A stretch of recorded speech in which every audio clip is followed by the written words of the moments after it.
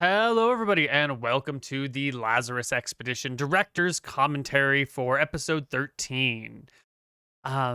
Let's just pick it up where we left off. The party's been going through the desert. Now they've headed north through the Badlands, and they're coming across the city of Blup. And last time we met the party, the city looked a little bit suspicious. Stuff for me is going pretty well. Peach and I have now planned, and we have our go. But we don't rail, really our care via about rail. It's like, the People real trying to life sell you details shit. of our players. People trying to scam you, trying to get your shit. I learned the best technique to deal with these people. I came up with this with my friends, and we did it the entire trip. If anyone comes up to you to try to sell you some shit, Nope. I No. was really drunk. Academic probation it is. Yeah, maybe. With our hanging out in the boat waiting for time to pass. Here And we you're not go. really sure how long he's been gone, but it's been too long, right? He should have been back by now. Yeah. Long clock. You can't just sleep in the boat forever. The spot, the end of last session that you were how long he's been gone, but it's been too long, right? He should. So that little comment, right? He's been gone too long. You would know by now. Now that is a way to get us into the session to sort of bypass a lot of stuff. If we had just said like he's gone, and then we let time pass and we say it's been 5 minutes, it's been 10 minutes, it's been an hour, it's been 2 hours. Now the party has to decide what has been too long. And you could sit there for forever trying to figure out what's a reasonable thing. And I think you would. If you and your buddies are sitting in a boat and someone's gone and there's no such thing as watches or clocks, and you're all sitting around trying to decide, like, at what point do we go in after this guy? That's a fun exploration. There could be a lot of discussion. And if you need to chew through some more session time, you can do that. Or if you want to create that sense of panic and unsure of things in the party, then you can actually go, maybe not minute by minute, but it's been 10 minutes. What do you feel? It's been half an hour. How do you feel about it now? It's been like an hour, you think. Hours are hard to count at this point in time. You are sitting in a boat. Maybe you're just bored. How much time do you really give this person? And like, you could get some fun details out of that. Or you could just tell the party that they feel like it's been too long. Done. And the problem is solved. And now the party is just into the action of, okay, it's been too long. And then we as the DM can say like, well, 15 minutes was too long. 3 hours was. We kind of get to set the time frame if we're just going to hand them the answer. And so depending on what you want to get out of your session, how much time you're trying to chew through, and what it is that you want to do, whether it's like, how do you feel about the chaos of the situation, or like, let's just hop into some actionable items. That's how I would go about dealing with issues of time. And I think at the start of a session, hopping into the action is a little bit more fun than sitting around and being like, and how long do you think you should wait? Like if they were enacting the plan right after he left the boat and then we were continuing with the campaign at that point, then you might do a little bit of like, how long do you wait? How long do you wait? Wait, there's something suspicious over there. Do you keep waiting? But since it's back in session after everyone has been away for a little while, much better just to hop into the game. Could have been back by now. Yeah. But you can't just sleep in the boat forever, right? So here you are coming back to make some landfall, and I think we picked a spot at the end of last session that you're gonna pull up on and make yourself kind of cozy. Yeah, and as you were pulling up here, a local had approached you and said something about like, have you heard the good word of Ood? That's right, yeah. Yeah. Did we? Ood is shamelessly stolen from Doctor Who. The Ood are a group of telepathic beings who have their brains in their hands, and are enslaved by humanity. It sounds like a noun at the very least. Tell us more about Ood. It's really just the name we stole. Ood is our new cleric. That's all. You have a new cleric. We do. Yes. I see you have a traveling cleric with you as well. Our town is open to clerics of all faiths and all followings and all teachings. We would be happy to put you up for, as part of our tithing and as part of our devotion, symbols of our devotion. Your friends, of course, will have to cover their own expenses that you can deal with the innkeeper. But if you're interested, yeah. if you're interested in now, there's nothing I love more than creating two contrary vibes that don't fit at the same time. You got this sort of like spooky music, and like there's weird people walking around with mushrooms on their heads, and your friend is missing in the city, and you're in a swamp, and you're low on resources ish, and like everything is going poorly for you. But the NPC you're talking to is acting like everything is normal, and they're being super polite and considerate and kind. And there's nothing more wonderful than like saying one thing and setting a tone of another thing and having these two vibes clash. It's perfect to get your party in the like, what the fuck is happening? I don't trust anyone, but I also don't feel like I can take any direct actions. Player characters often want to cause violence, cause mayhem, kill people, get into trouble, steal things. But they always want to have a legitimate reason to do it. They need someone to take something just a little bit too far so that they feel like they have an excuse to do whatever they want. But if you create, this setting where everything is super sketchy and suspicious, but like all the NPCs are nice and they're polite and none of them are actually hurting you or getting in your way, and they're like being too inviting, then the players don't feel like they... you can't just start violence and murder and mayhem and stealing and looting and pushing people off bridges and running around the town looking for your friend, because that would just be weirdly socially awkward, right? So we get that like the double vibe going. That's one of my favorites. In experiencing some new philosophies and thoughts, food. When did you come to town? A couple of months now. Would Ood maybe come and speak to us out here? Look at that smile. This guy's so helpful. What do you mean? Why? Kind of a strange request to ask our local cleric to come and meet you on the... Don't you... That is such a strange request. But if you were standing where I am, looking at this whole situation, you'd understand. Cypher's going to cut you off. What he means to say is that Ood sounds like a phenomenal person, and he seems like he's a type of leader in this village. Is that right? Leader's a bit of a strong word, but teacher? Enlightener? Scholar? Philosopher? Well, we don't want to... Theologian? We would love to meet Ood, but we don't want to... Would we? Encroach on your territory here. Well, Blup is a free town for all people who mean no harm. And these NPCs are so polite and inviting. Our traveling friend who came through earlier was a nice fellow, so... And the party's so uncomfortable. Talking about Ethan, could you get him for us? We wouldn't mind having a word with him. I don't know. He kind of jumped off. But the party, maybe not the whole party, but Steermere is being super sketchy. Steermere is acting like with very good reason. Steermere is definitely acting like a player character in a D&D campaign where everything is going badly around him, and he's being super careful. Like, can you bring your person who I think is your leader to meet us by the docks, us strangers who have arrived out of nowhere? Could you get our friend for us? Like, these are all, if you just met someone randomly on the street and you're like, hey, go to your local church and grab your local church leader and bring them to me, like, that's a weird request. Hey, person who I just met on the street, can you go find my friend in your town for me? It's Steermer's coming off super sketchy, as like super untrusting and sort of demanding, and exactly, it's perfect. And Cypher Quickclaw, so much more reasonable. Oh, hey, I hear Ood's a leader. Oh, that's great. What Steermere means to say is we'd love to talk to your leader. Cypher's trying to, like, be cool about it without raising any flags. And Steermere's like, this is dangerous.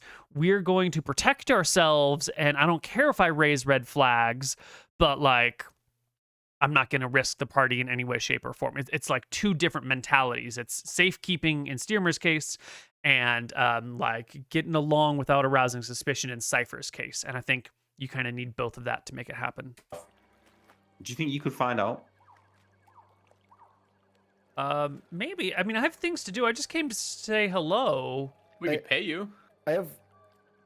We can pay. We can pay you to find Ethan. How much? How much would you like? 2 silver? I will flick over a gold coin. They will catch it and look pretty excited about it. Give me a dex check for the catch. Oh, player characters. This is a good idea. Oh, they 18. catch it. Oh, yeah. Yeah, it Oh, catches yeah. the shit out of it. Nice. I have a question for you before you go. I've been playing this game with my friends here, and it seems like they've been laughing at something that is there something they've been like pointing at my head and laughing a little bit, like there's something wrong that they're not trying to tell me. Is there anything weird about my head that you can notice? They start walking closer to you to take a closer look at your head. She'll like show her scalp and stuff. Yeah, they'll come over and kind of like hold you by the head and look on one side and the other. She and won't like, flinch back before he tries to touch her. oh, I was just trying to. Sorry, ma'am. No, I'm not, it's okay. No offense. I'm just trying to not- take not a a look very- because I don't see not- anything. But maybe it's on the back of your head. Can you turn around? Not a very touchy person, and I will turn around. Looks pretty normal. Very to me. clever I think cipher. they're just Very pulling good job. a prank, and it kind of looks to the Pro- rest of the crew. to Way see if there's to- like some joke going on. Way to sort of broach that line of, I think there's something sketchy about you, so I'm gonna like try and figure out some information by asking what you see about me. I don't want you to touch me, but getting into that realm of talking about things on heads. Very, very well done, Cypher. What it is? Yeah.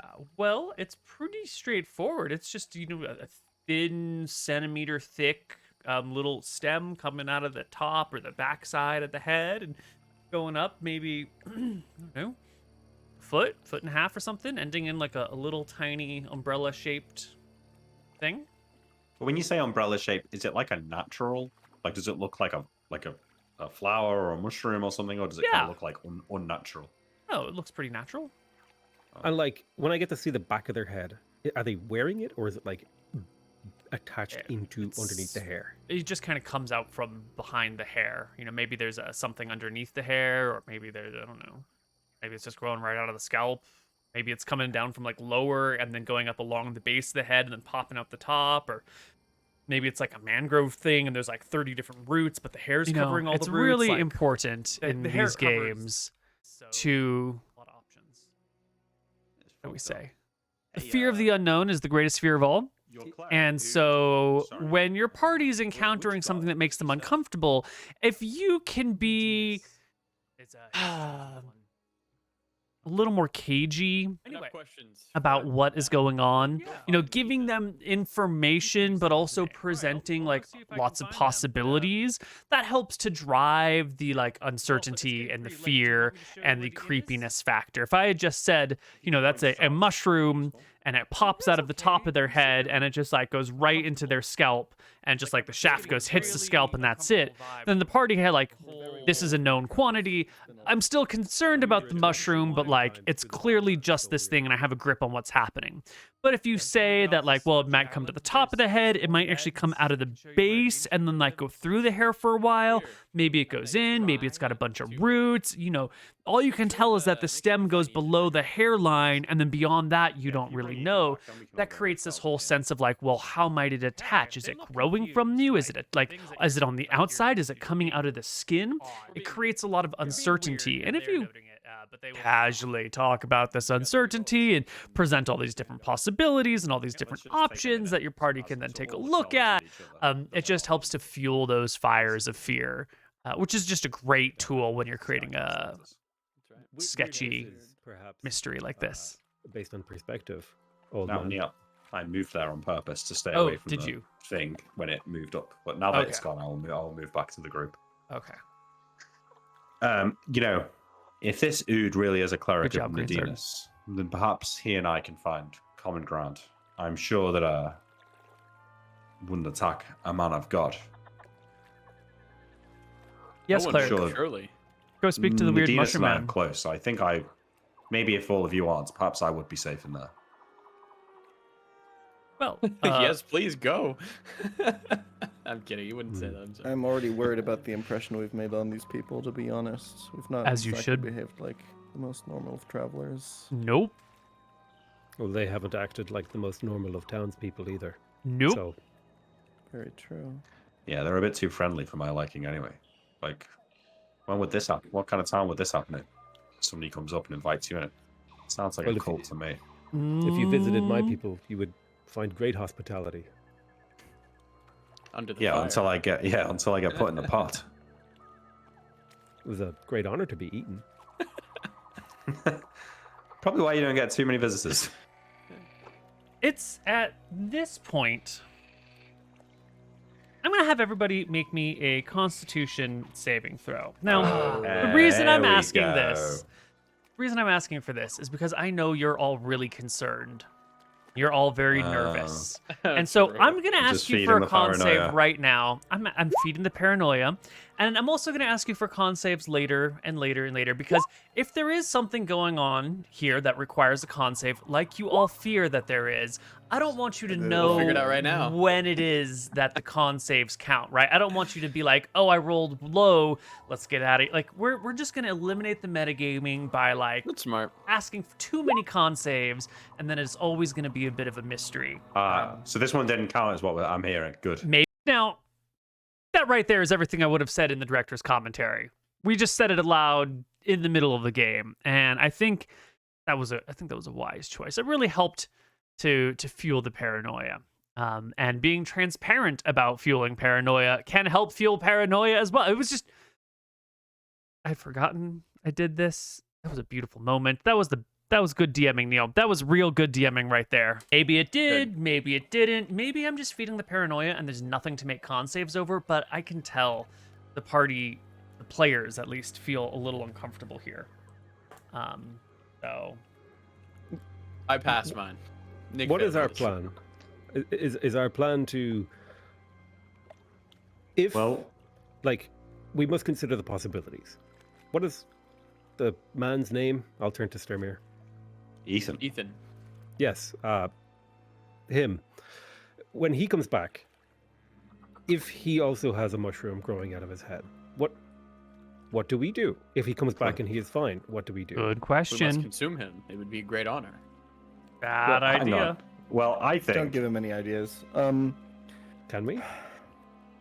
Well, I think Ethan would be, as he's not entrenched in this town, like people that may live here, we could use him to get more information. If Just there is a looking for mushroom the- growing out of him, we could ask him a lot more questions than we could the others. We could, I don't know, maybe if he's acting real weird, maybe we could try what happens if we cut the mushroom off. I agree. Anything like Here we that. go. I agree. Okay.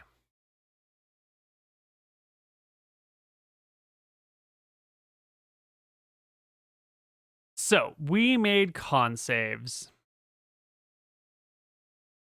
And I wrote them down. And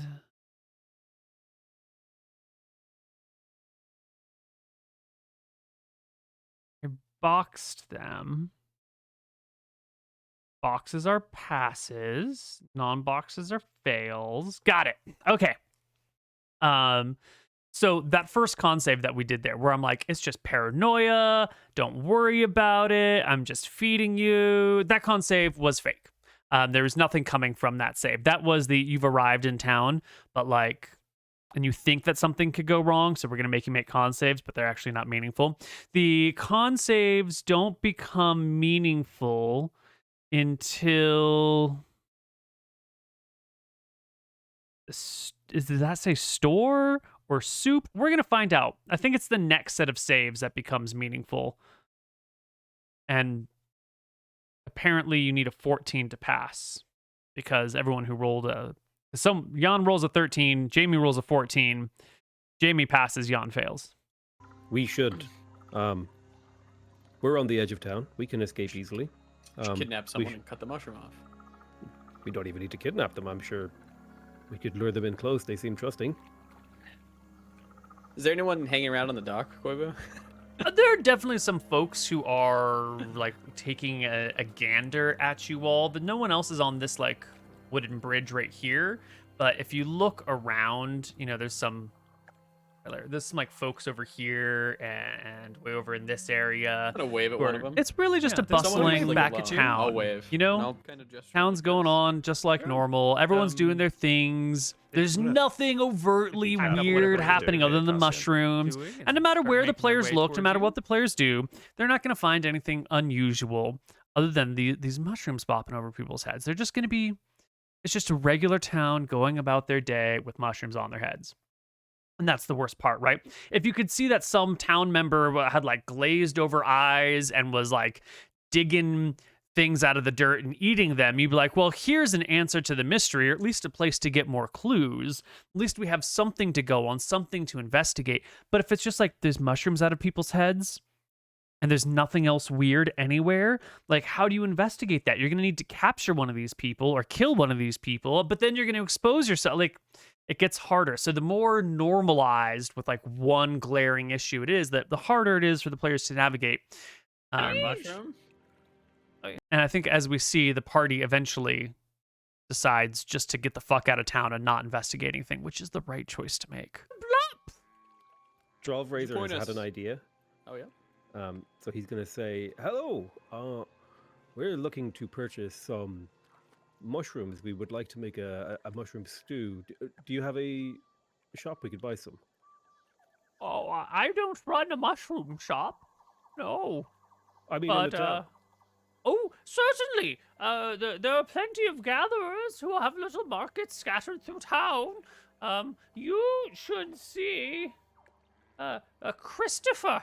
Christopher, I think, just came back earlier today. In fact, I did see his paddle boat coming in, maybe when the sun was high in the sky.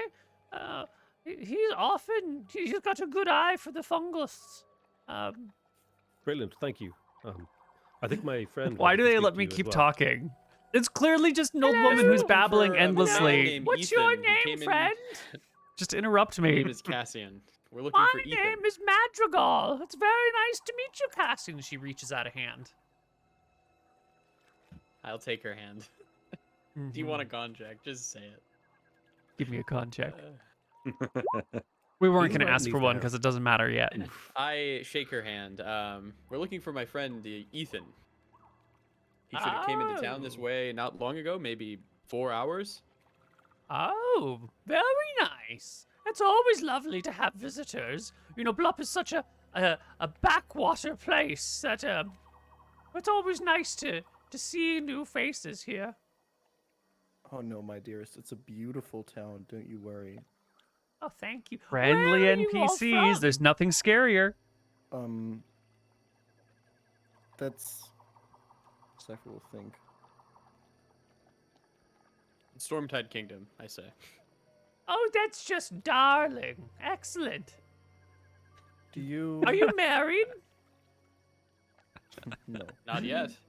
You have These any old woman kids? lines are I'm just stealing from the there was a period of time where I lived in Vietnam, and when you meet other folks there, when you're just hanging out in society and you're chatting with the woman selling groceries at the store or whatever at the market, you get the same questions over and over again.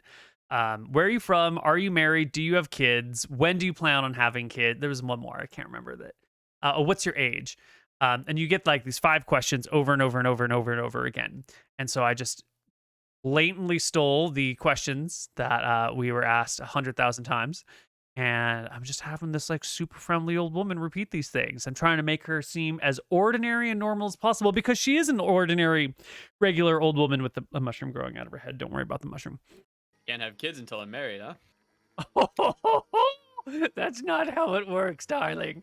Trust me. Koibu, can half orcs have kids, or is it like a No, you're mule sterile. situation? Okay. Right. Cypher's gonna get quiet. Insulted.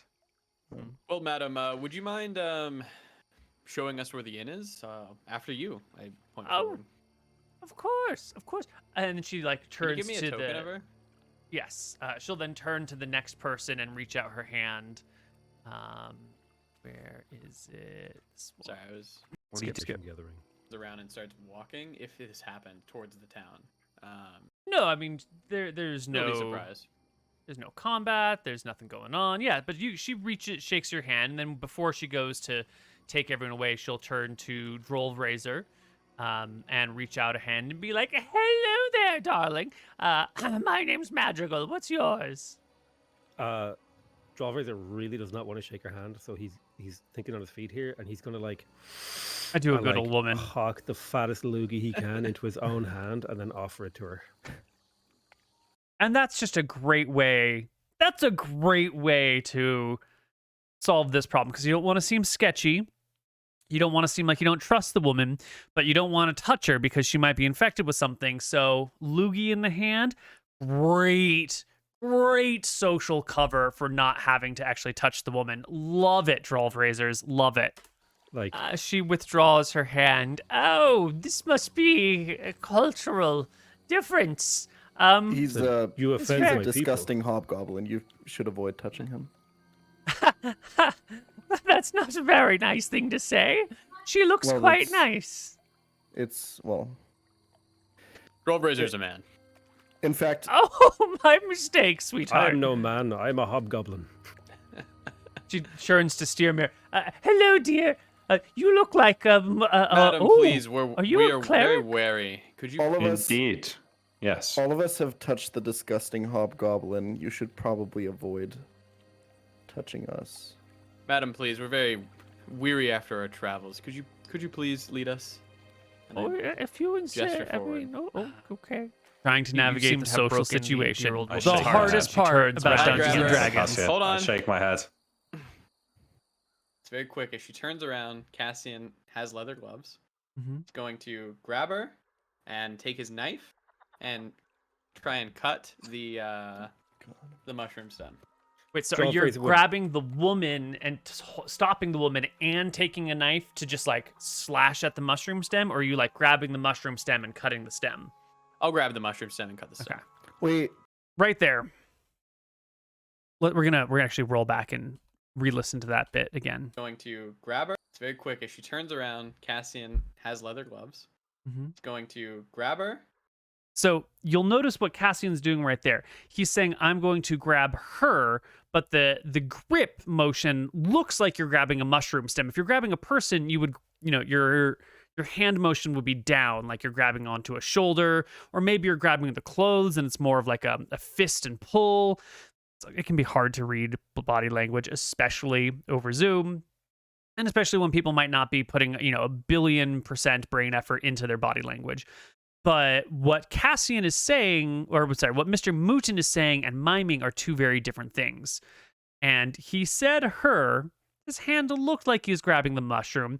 And this is one of those moments as a DM where you have to interpret the player's actions and where a player is advised to be as clear as possible. Because if he says he's grabbing her, and we interpret that as to mean the old woman, that could have a whole cascade of problems. If he grabs the old woman roughly, even if he does like swipe the mushroom off the top of her head and it doesn't hurt her and she doesn't notice the mushroom bit at all, just randomly grabbing an old woman when you're like, a young warrior with a big ass sword and armor is going to arouse suspicion and scare the town.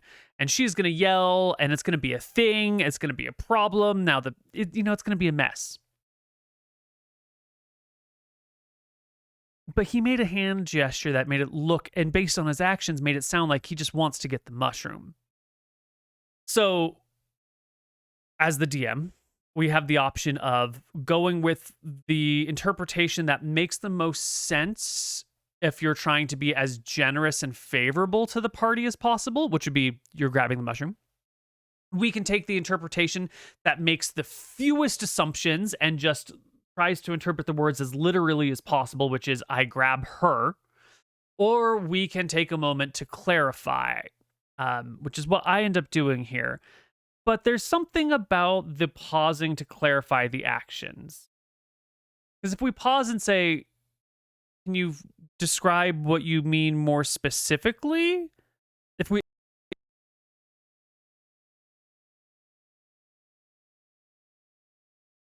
we could get into a longer discussion about what's happening. If we have a more specific question, like, are you grabbing the woman or are you grabbing the mushroom? Now we're drawing a distinction that like these things are not the same and that one of them might cause a problem or one of them could have like a different outcome or consequence. And by presenting the party with two options right before them, they get to choose which one of these things they think is the better option based on, context clues. And that's not always what we want to do. We don't always want to be like, are you doing the smart thing or the dumb thing to the party members? We kind of want them to paint their own picture. And so this is why I always say when you're playing as a player, you should try to describe your actions in as much detail as possible. I grab her. You could say, I'm going to grab the old woman by the back of her shirt. Or I'm going to reach out and grasp the mushroom with my gloved hand. And just really try to nail down the specifics of your actions. 'Cause when it's a little bit vague, it creates room for these pauses, which sometimes get navigated very well, sometimes don't get navigated very well. So yeah, as a player, you should always try to be as detailed and specific in what you're doing as possible. I go to grab the woman by her shirt with the intention of pausing her for just a moment so I can swipe the mushroom, or I go to grab the woman by the shirt with the intention of pulling her into the boat, or I go to grab the woman by her shirt with the intention of shoving her to the ground. But, sort of action with the intended outcome is a nice way of doing it. And that way we can say, okay, well, you're going for the grip. Here's the die roll to see whether you not or you grab her. Here's the die roll to see whether you push her or pull her, et cetera, et cetera, et cetera. But this one, I think, was pretty clear between the mushroom grip that he's got on his hand and the clear, it was pretty obvious to me that he wanted to grab a sample of the mushroom. I thought that in this situation, the direct question of did you want the good idea or the bad idea was appropriate. And I think it is. Take his knife and try and cut the mushroom stem. Wait, so you're grabbing the woman and stopping the woman and taking a knife to just slash at the mushroom stem, or are you grabbing the mushroom stem and cutting the stem? I'll grab the mushroom stem and cut the stem. Okay. Wait, are people seeing us right now? Probably. Yeah, probably. Okay. Go ahead and make me an attack roll with advantage against AC 9. Can I roll in to stop him from doing this? No, you can't just roll in to stop me. I don't think so. I think Ostigan and Mitz and Mott are between you and I realized he was doing this, so I could probably attempt to stop him. You probably. Oh, you could have, but it is. But I made it known, actually. You know what? I did. But I think he should do it, so I'm not going to stop him. Right. This also brings up the always eternal question of when can you declare an interrupting action? And it gets messy because if you want to interrupt someone, you got to be fast, right? You have to be able to see what they're doing and interrupt it before the action finishes. But if we say, if he says, I want to grab the mushroom and do this thing, and then we pause and we talk about the specifics of the action, and then he rolls the die roll, and then someone says, hold on, wait, I think I want to prevent this. Well, now you've had a good 15 seconds to decide you wanted to prevent this. You weren't actually jumping in right away to prevent it.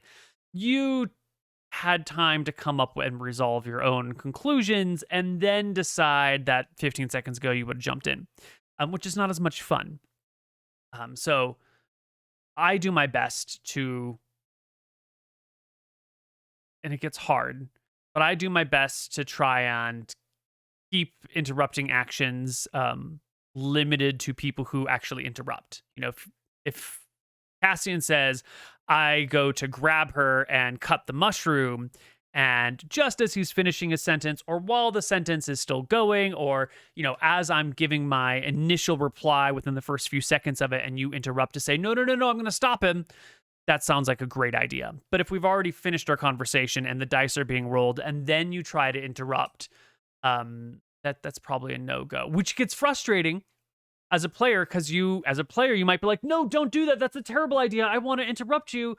But if you wait too long, it can be kind of annoying, but also it creates fun moments where maybe you try to interrupt, but it's too late. Or maybe you would like to interrupt, but by the time, the DM rules that it's happened first, and now you're just sort of standing there agape.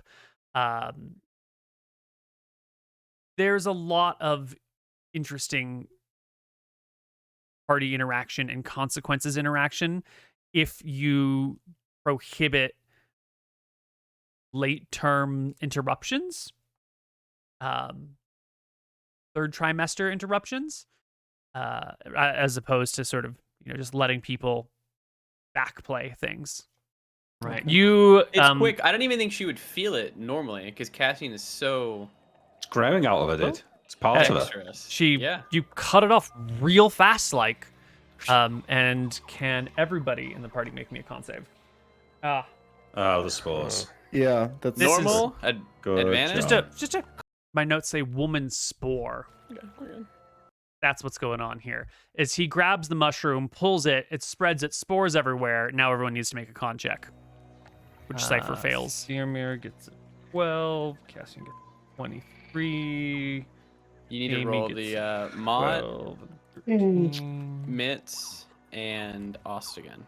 Yeah, I will roll those. Since I can do those off screen, I'll just roll them if it ever comes up at the appropriate time. Steermere, can you roll me another con save, please? Bullshit, Nick. Aha!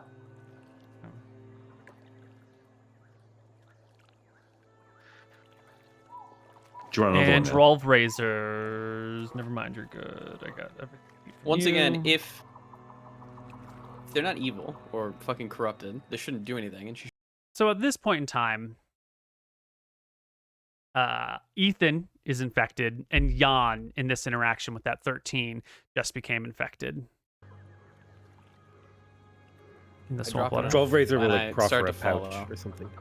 Oh, I hand it to him, and I start to follow. Okay. Yeah, without touching it, I'll get it into I the look pouch back and to seal it and like throw it the in. party, and I give him like a. Do we want to go? I'll say, do we want to go quietly? Cypher's brief. covering her mouth and nose. In the meantime, he's like, hey, woman, we need to get out of here. Could you just take us to our place? And then as soon as she starts to walk away, he grabs her mushroom and turns back to the party. He's like, do we actually want to leave? It's a good idea. Wait, hang on. Yep. Seeing Cypher cover her nose, hang on, Neal. I stay back. I want to pull out like a shirt or something from my bag and cut it with a knife and try and make like a little makeshift mask that I can wear over my mouth and nose. Okay. Yeah, you can do that. This also brings up the endless question of clothing. One of these things that we just hand wave away, but the players who are getting in fights all the time and their clothes are getting slashed and people are ripping their clothing to make bandages or to make face mask coverings. We always forget to buy new clothes in campaigns and in stores. And it's one of those tools that you could really use to drain people's money, is that when you get into combat, your gear gets damaged, your gear needs to be repaired, your clothes need to be replaced. And if you ever need to drain money from your players, you just get them to replace the clothes that they keep tearing to shreds. But it's always, you also forget about it all the time. Doesn't mean anything. The old lady. I'd say to Ethan on the. I guess we'll stop probably on the walkway. Yeah, Ethan. It'll be a different spot, but we're just going to use this place so we don't have to just move a million tokens for no reason. Totally fine. Yeah. Does he have a mushroom? That's the big question. He does not. No, but the woman will stop when she hears you talking to them and go, oh, is this your friend that you were talking about? Yes. That it is. Such a reasonable old woman. Cassian. Oh, lovely. Make sure he hasn't got any lice in his hair like usual. Ethan, That's a weird are you- statement. Come over here, friend. That's a weird statement. Hey, go check to make sure he doesn't have lice in his hair. Thank you so much for your help, ma'am, but these are my friends, and I know the way to to where they're headed, so I can take them from here. We have some catching up to do, but thank you so much. And he puts out a pair of silver coins in his hands and hands them over to her. And she takes them and goes, "Well, you certainly were a strange bunch, but please enjoy your stay in Blup. Tell your friends, remember, we love to have visitors," she says as she hobbles off down the walkway. So what's going on here, huh? Our town members have been nice. They've been cordial. They've frequently invited people into town. They all seem to be infected by some mushroom thing. And we're getting the vibes of like the town is, at least the vibes I'm getting watching this, is that the town is trying to encourage people to come in so that they can get infected by mushrooms. And that's not an unreasonable vibe that the party should be picking up on right now. That's not necessarily what's going on, since this is the director's commentary. We can actually talk a little bit about these mushrooms, because I don't think we're coming back to this area. What we have with these mushrooms is actually mushrooms are a sentient creature that are sort of psychically linked. I guess we're stealing the psychic mushroom was the core concept, and that's why we pulled the name Ood for the new priest in town, because we were already thinking psychic connections. And so those with the mushrooms growing off of their heads are like joined together to part of this, psychic mushroom network thing. But they're not inherently damaging or harmful or killing, but you are playing host to another organism who is using you as like a scout based on your own actions and behaviors and so these people are honestly just going about their day. None of these people are malicious in any way, shape, or form. These people's like invitations for the party to come hang with them and come into the town. They're not manipulative. There's not like some sort of secret going on. The mushrooms aren't trying to manipulate behavior or kill anyone. Their purpose is non-dangerous, but it is spread about so that we can have like more eyes and ears in more locations. And that's all the mushrooms are trying to do. And now that you know, as a viewer, now that you know that these mushrooms aren't dangerous and that they're not here to hurt anyone and they don't really have any negative consequences other than like you don't notice them, there's something growing out of you and everyone's going to look at you really weird. It might recontextualize a lot of this, what happens in this session and the next session and the one after that. Because when you don't know that, these are terrifying.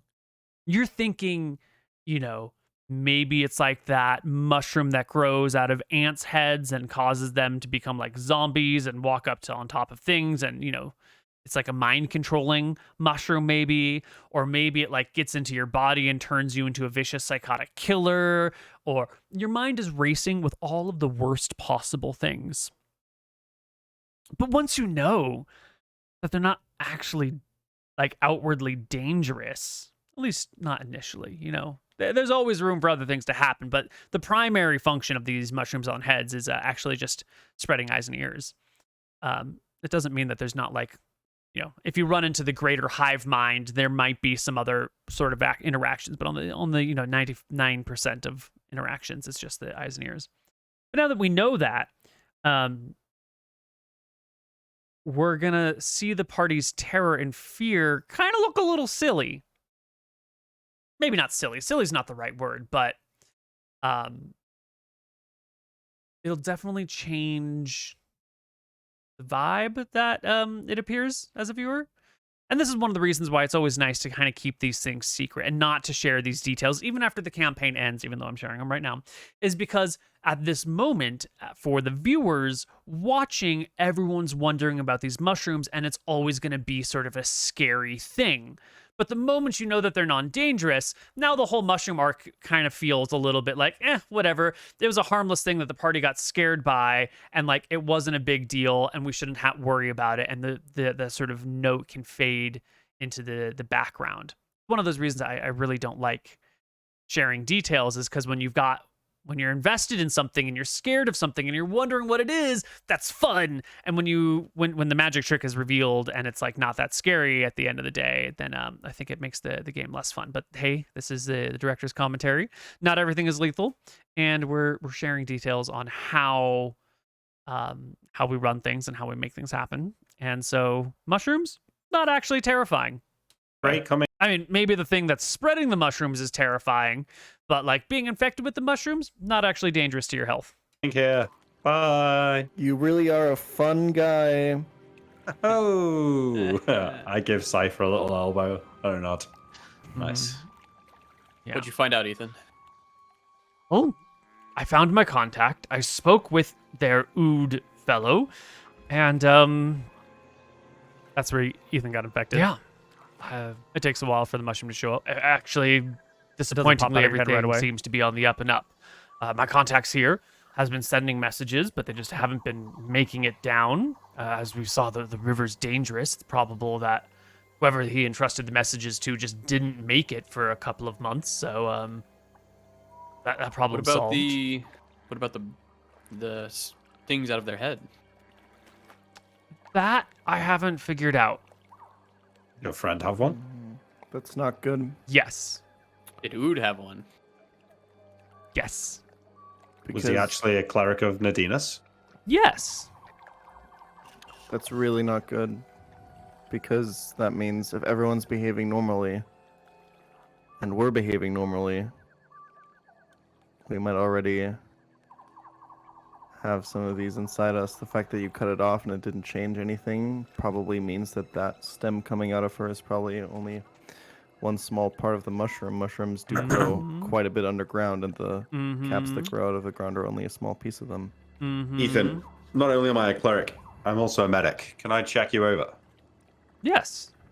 Ethan will take a knee. I step onto this little island here. I would like to... I start off with his hair. So I'll start like looking through his hair, looking at his scalp. Seems looking pretty for ordinary. a little... Like I run my hands over his scalp looking for like There any we bumps. go. That's what we're looking for. I was about to say that this interaction could be improved by a little bit more detail, but Nick is always good at that, and so he talks about like running hands through scalp. So we're getting the impression that he's touching Ethan. If he had just said like I inspect the hair, that could be important. If Ethan at this point were possible of spreading an infection, whether or not you touch his hair could mean worlds. If you're going to actually put your hands on him and move through his hair, you're going to be able to see more detail. And if you don't, you're going to be able to see less detail. But if you actually touch him, you might get infected. And so when someone says, I'm going to search through their hair, it's really nice if you can get all of the details. Because otherwise, if we assume they're touching him and then we ask for one die roll and then we say, oh, so when you were touching him, you saw this, and the person says, no, I wouldn't have touched him. Then I'm like, well, I asked you to roll this die roll, or I set the DC at this because I assumed you were actually touching him. And so, right, it's just, things get awkward when nuanced actions that could be super important aren't spelled out clearly, and which is why I'm very appreciative of Steermere here talking about like physically running his hands through the hair, because it clears up some confusion. Or anything like that. Yeah, why don't you give me a medicine check? Let's see how good you actually are at identifying these things. And also remember, Ethan hasn't showered in months, and everyone here is super gross. And you probably got like blood stained in your hair from fights, and you're a bunch of smelly, gross men, right? You're Can I use guidance before I do this medicine check, or is it too long of a process? What's the duration of guidance? Is it just 1 minute? It's one round. I think it's a full minute, but if you're doing just a really cursory check, just like a really simple one, then yeah, you could use guidance. But if you're doing a more thorough check, guidance wouldn't work. Okay. Well, I won't do it then. I roll 13. Okay. Yeah, you take your time. You look through Ethan. He seems pretty normal. He looks like he could use a shower. His hair is pretty matted. He's got some like bloody patches. We're gonna skip a little bit. Might be a sign of some sort of infection. No, nothing worse than that. All right. I that he's got a mushroom infection. Well, I mean, rashes might be a sign of some sort of infection. Nothing worse than that. All right. Here we get to also I'm looking for something weird. You roll a 13. Here's some weird things. There's rashes. There's blood. Blah, blah, blah. We're trying to, if you say there's nothing weird, problem solved. If you mention all the weird things, some of which are plausible to exist on him, all of which are plausible to exist on him anyway, then now the character has to decide if any of those are weird. If you're looking for an infection and you see a rash, well, people get rashes, especially if you are doing lots of labor and you're in an environment that is a lot more, wet and swampy and mossy and moldy, and it's humid and there's life growing everywhere. And this is in like the pre-antibiotic era where like disease and rash and infections spread a lot more quickly, and like everybody's practically got a rash at any given point in time. And they haven't showered in months and you've been fighting. So this sort of detailing what you see, keeping it a little cagey. We want to keep the party on their toes. We're doing a great job. I turn to the party and I shrug and I say, well, I mean, he seems fine.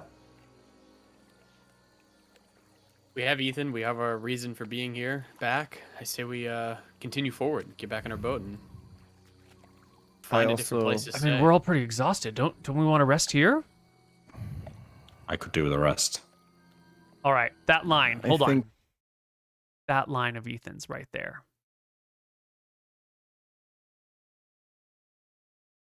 Let's just review how the party reacts to it. Find a different place to stay. We're all pretty exhausted. Don't we want to rest here? I could do with a rest. I think. Now, Drolv Razors and Cypher both immediately go, and I don't know if this is just a coincidental scratching of the face and holding of the head, or if that line is setting them off as it's designed to. And for being here back, I say we continue forward, get back on our boat, and find a different place to stay. We're all pretty exhausted. Don't we want to rest here? Ethan is inviting them into the town, which is what all the other townies were doing. And Ethan, you and I know Ethan is infected at this point in time. But the party is only suspicious of it. And they're suspicious of anything inviting them into the town. And having Ethan say we should stay in the town, well, isn't that a little suspicious? I should mention, the mushrooms don't have any ill consequences. They just act as eyes and ears. There is a little bit of psychic manipulation, just a smidge of, passive background trying to get you to spread the infection, but it's not like dangerous. But, there's a little bit of, if I'm cooking you dinner, I'm going to mindlessly plop some mushroom into your food so that you'll eat some spores. And a little bit of like, I want to make sure people hang out near the infected people. But it's not dangerous. It's not problematic. It's just serving the ever-growing psychic network. I could do with a rest. I think the longer we stay here, the more we risk having some weird shit happen to us. There was one thing that was weird about their behavior, right? It wasn't just the mushrooms. It was that when we asked about the mushrooms, they didn't know about it. They didn't know about it. Yes. Drolv Razor will hold the pouch that he took the mushroom from Cassian in.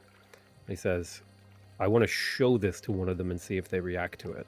Maybe the mushroom merchant? Listen, I need to rest. They spoke to me directly when we got here.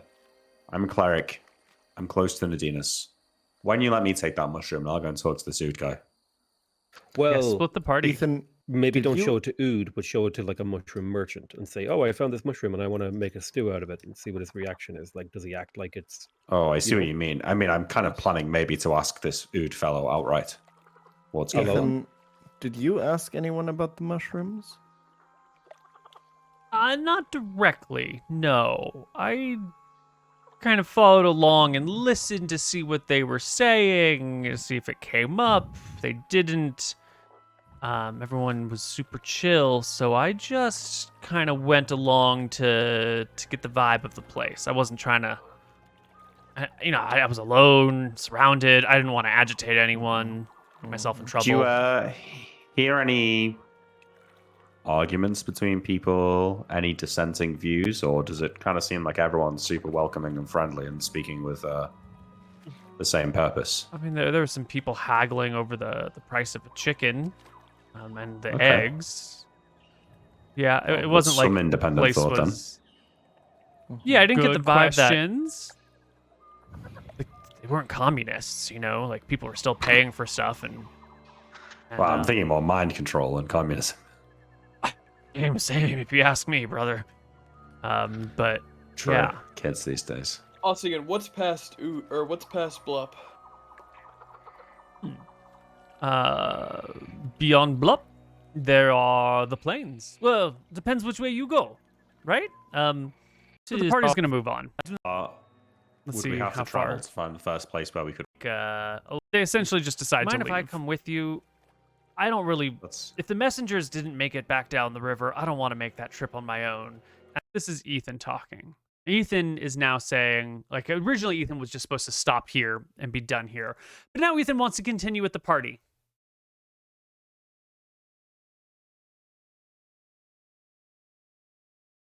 Is that because Ethan is infected with these mushrooms and wants to spread it? And so going with the party is a good way to spread it to these party members and maybe others? Or is that because Ethan is creeped out by this area and doesn't want to hang out here? Or is that because Ethan is going to need to go back eventually and he might as well just stick with the people who are going to be heading back rather than like hoping that they come through the area again? A lot of reasons for Ethan to want to continue with the party at this point in time. Lot of reasons. And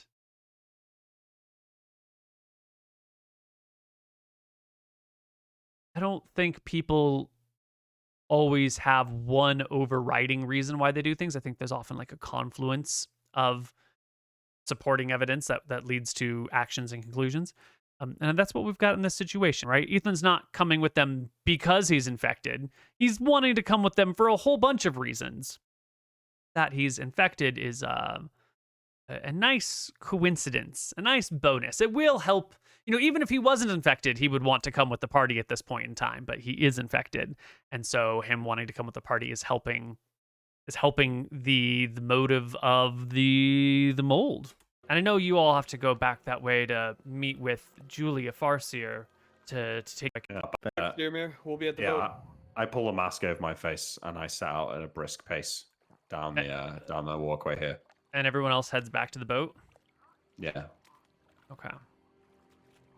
Party member Before going by you go, himself. Right before Mhm. Trover was able to say, in every story, when you split up, that's when people die.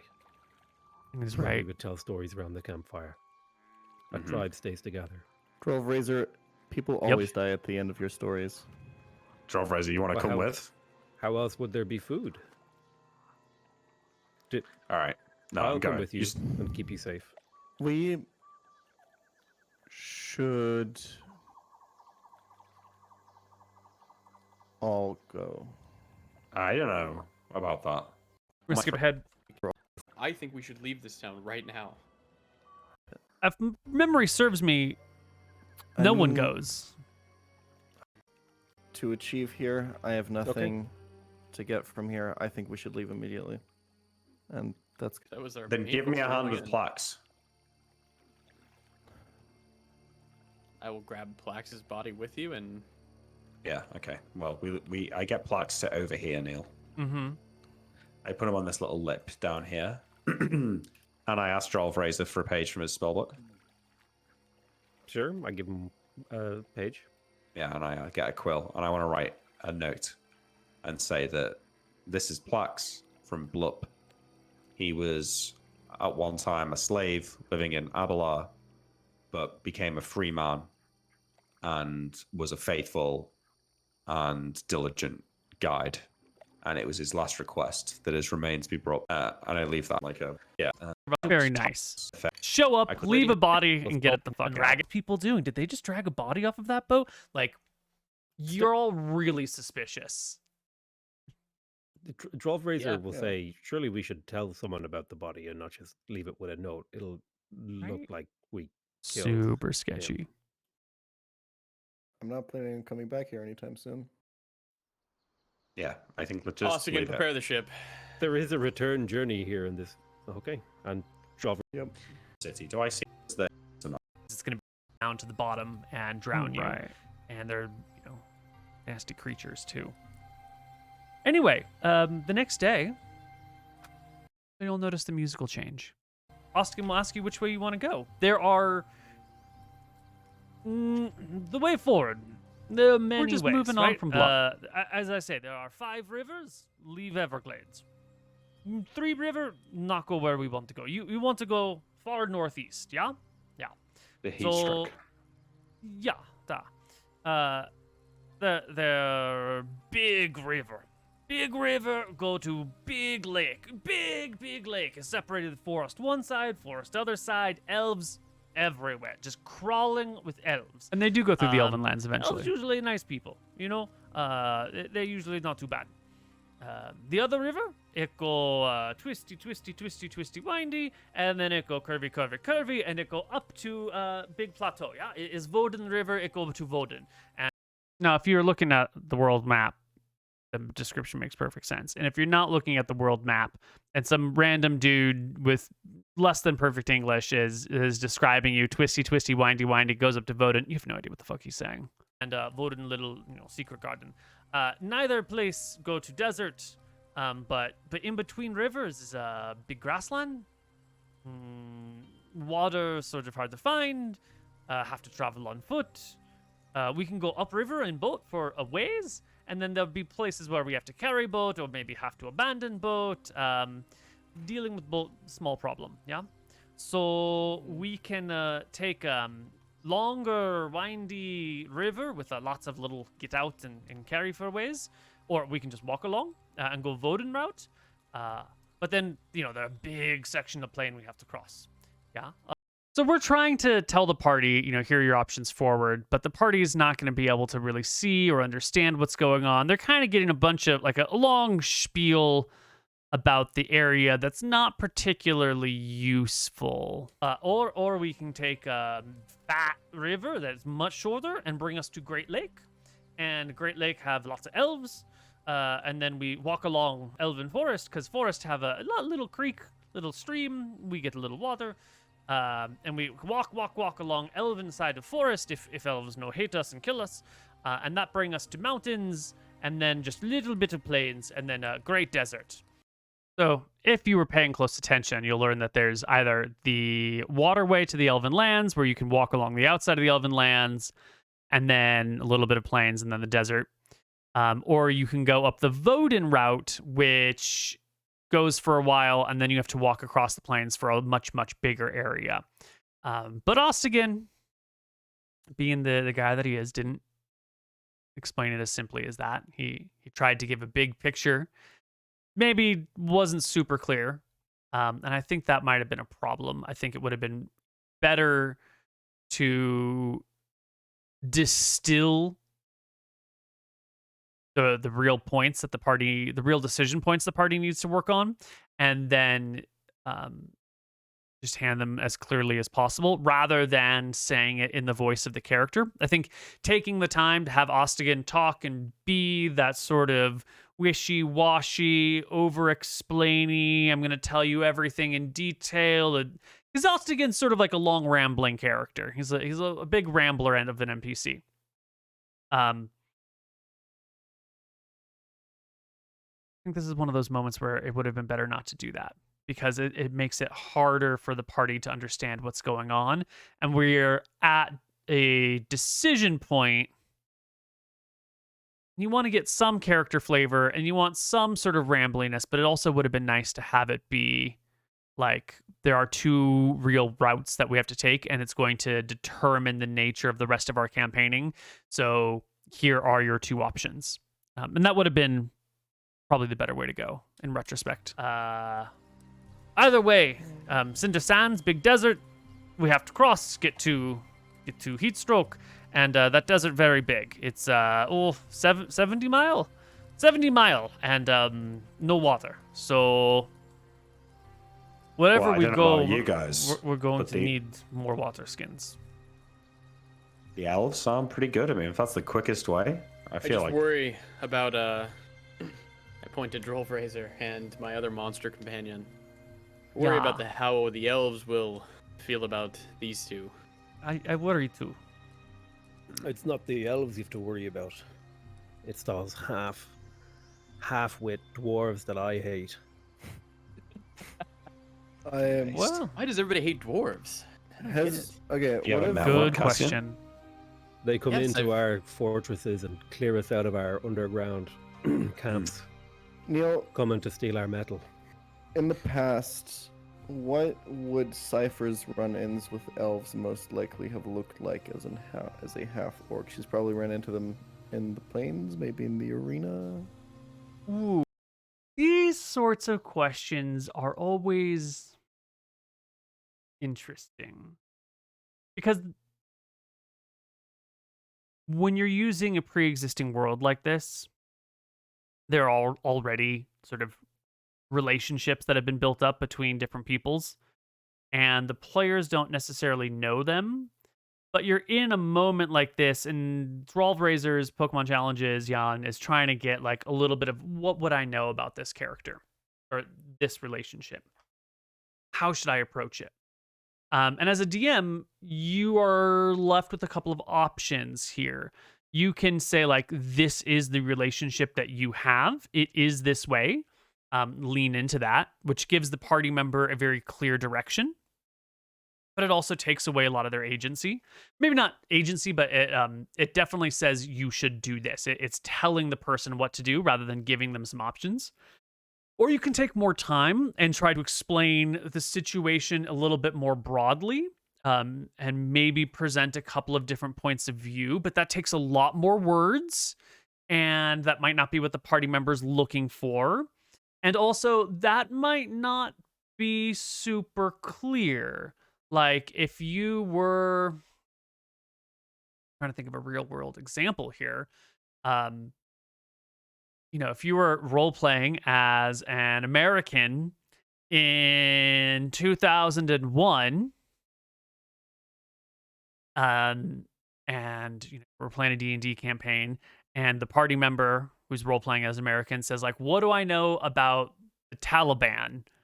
Well, you might want to say, like, well, you don't know much about them other than they're a terrorist organization that has violently taken control of Afghanistan and is providing aid and comfort to your enemy. And that might be that's probably a really good, short, to the point. This is what your character knows. Your character is not pro-Taliban in any way, shape, or form.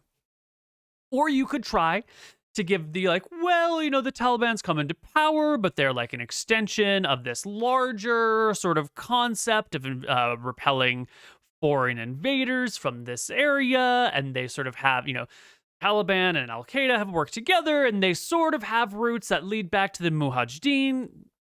Mispronounced that.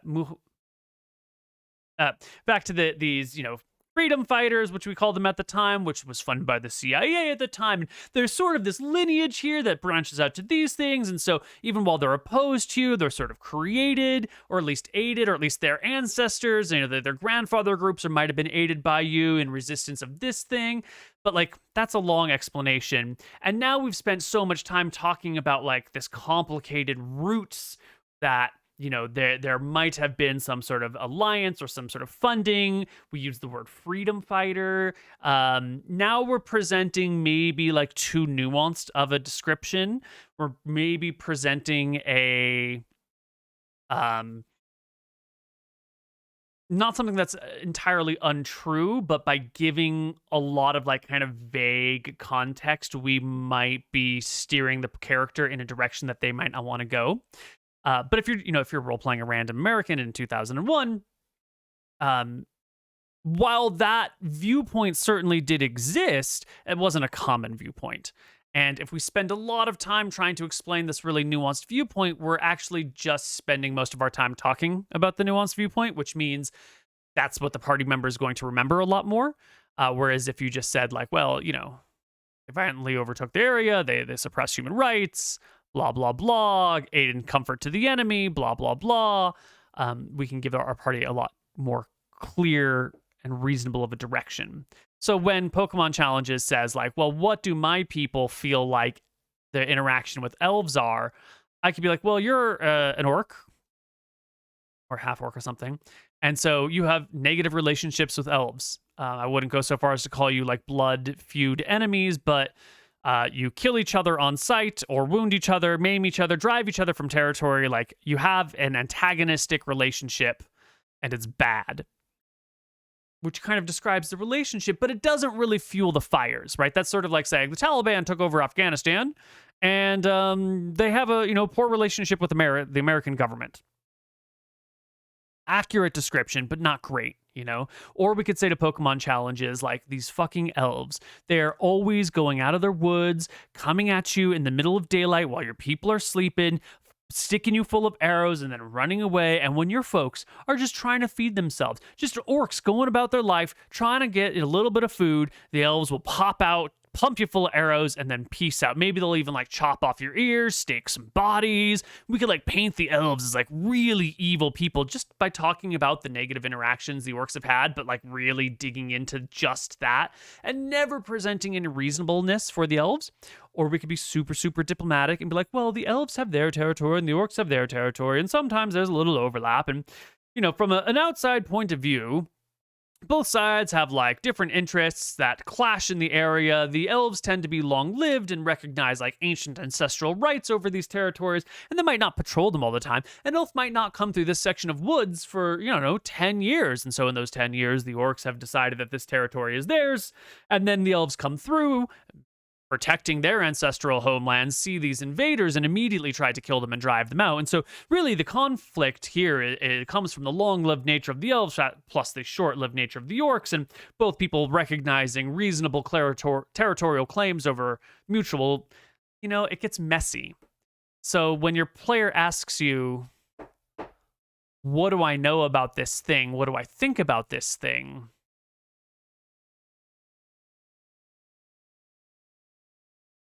You kind of have to decide in the moment how you want the player to act and react and roll with it, because they're looking to you for direction. And the more nuanced of a view you give them, the more true, honest, accurate view you give them, the harder it is for them to, pick a side and get involved. And the longer it's going to take, and the less true to their maybe station in life and the position in the world they're going to be. On the other hand, if you just say, oh, the fucking elves are, horrible, evil monsters who are always killing your people, and they pretend that they're all good and righteous, and everyone thinks that they're sons of God, but like they're fucking massacring murder hobos that live forever and might live forever because they drink orcish blood. That gives you a lot of vim and vigor, but it's also like, setting the player on a pretty clear path. And so that struggle between like, here is a path for you to walk down and here is information for you to choose your own path is a real struggle, and it's not always clear which route you should go. So let's find out which route we did go. Ooh, the few elves you would have run into would have been elves living in or traveling through Scalesvale or one of those other towns. So they would have been a little bit more on the either like diplomatic mission or sort of wanderer or traveler or sage, information gatherer, something like that. And they would have been very polite and very respectful and sort of understanding that they're outside of the normal bounds. But you also would have heard that the more adventurous diplomatic elves that are leaving their boundaries are pretty atypical, and that your people have different stories of being near elven forests and clashes and magic arrows being fired from elves that explode or like teleport you to the Feywild. They tend to have like multi-classed characters who have lots of combat capability and then like really good supportive magic. And your people famously don't get along with them. And the stories from your tribe that you've not experienced yourself have a lot more to do with we don't even bother going near the Elven Woods. There's easier pickings elsewhere. The elves are just prickly old bastards. Yeah. So we went with a... Ooh, we kind of threaded the needle between these things. Like, you're from this area, you rarely meet elves, but your people have shared these stories, and we have presented the orcish-elvish relationships as not great, but we also haven't really dug into, like, you fucking hate the pointy-eared suckers. But we did manage to present a little bit of lies and manipulation. Oh yeah, the elves that you see that come through your area are like information gatherers, scouts, diplomats. They tend to be on their best behavior. We did like present them as a little bit sneaky, as a little bit underhanded maybe, as a little bit spy-like. But it's always a tough call to figure out what information your players should know. I have heard bad stories about the elves. All of our options don't sound that great. Krob Razor, the dwarves, they feed you to the maw, yes? Is this not a great boon they give unto you? If your people are too weak to defend against dwarves, do you not deserve to be eaten by the little things? They use unfair tactics, explosives, and things that clank in the middle of the night. Fire. They cheat. They cheat. Not a warrior's death. Correct. Who would win in a fight? One dwarf or one hobgoblin? What? One hobgoblin is worth many dwarves. Good answer. By height alone. Good answer.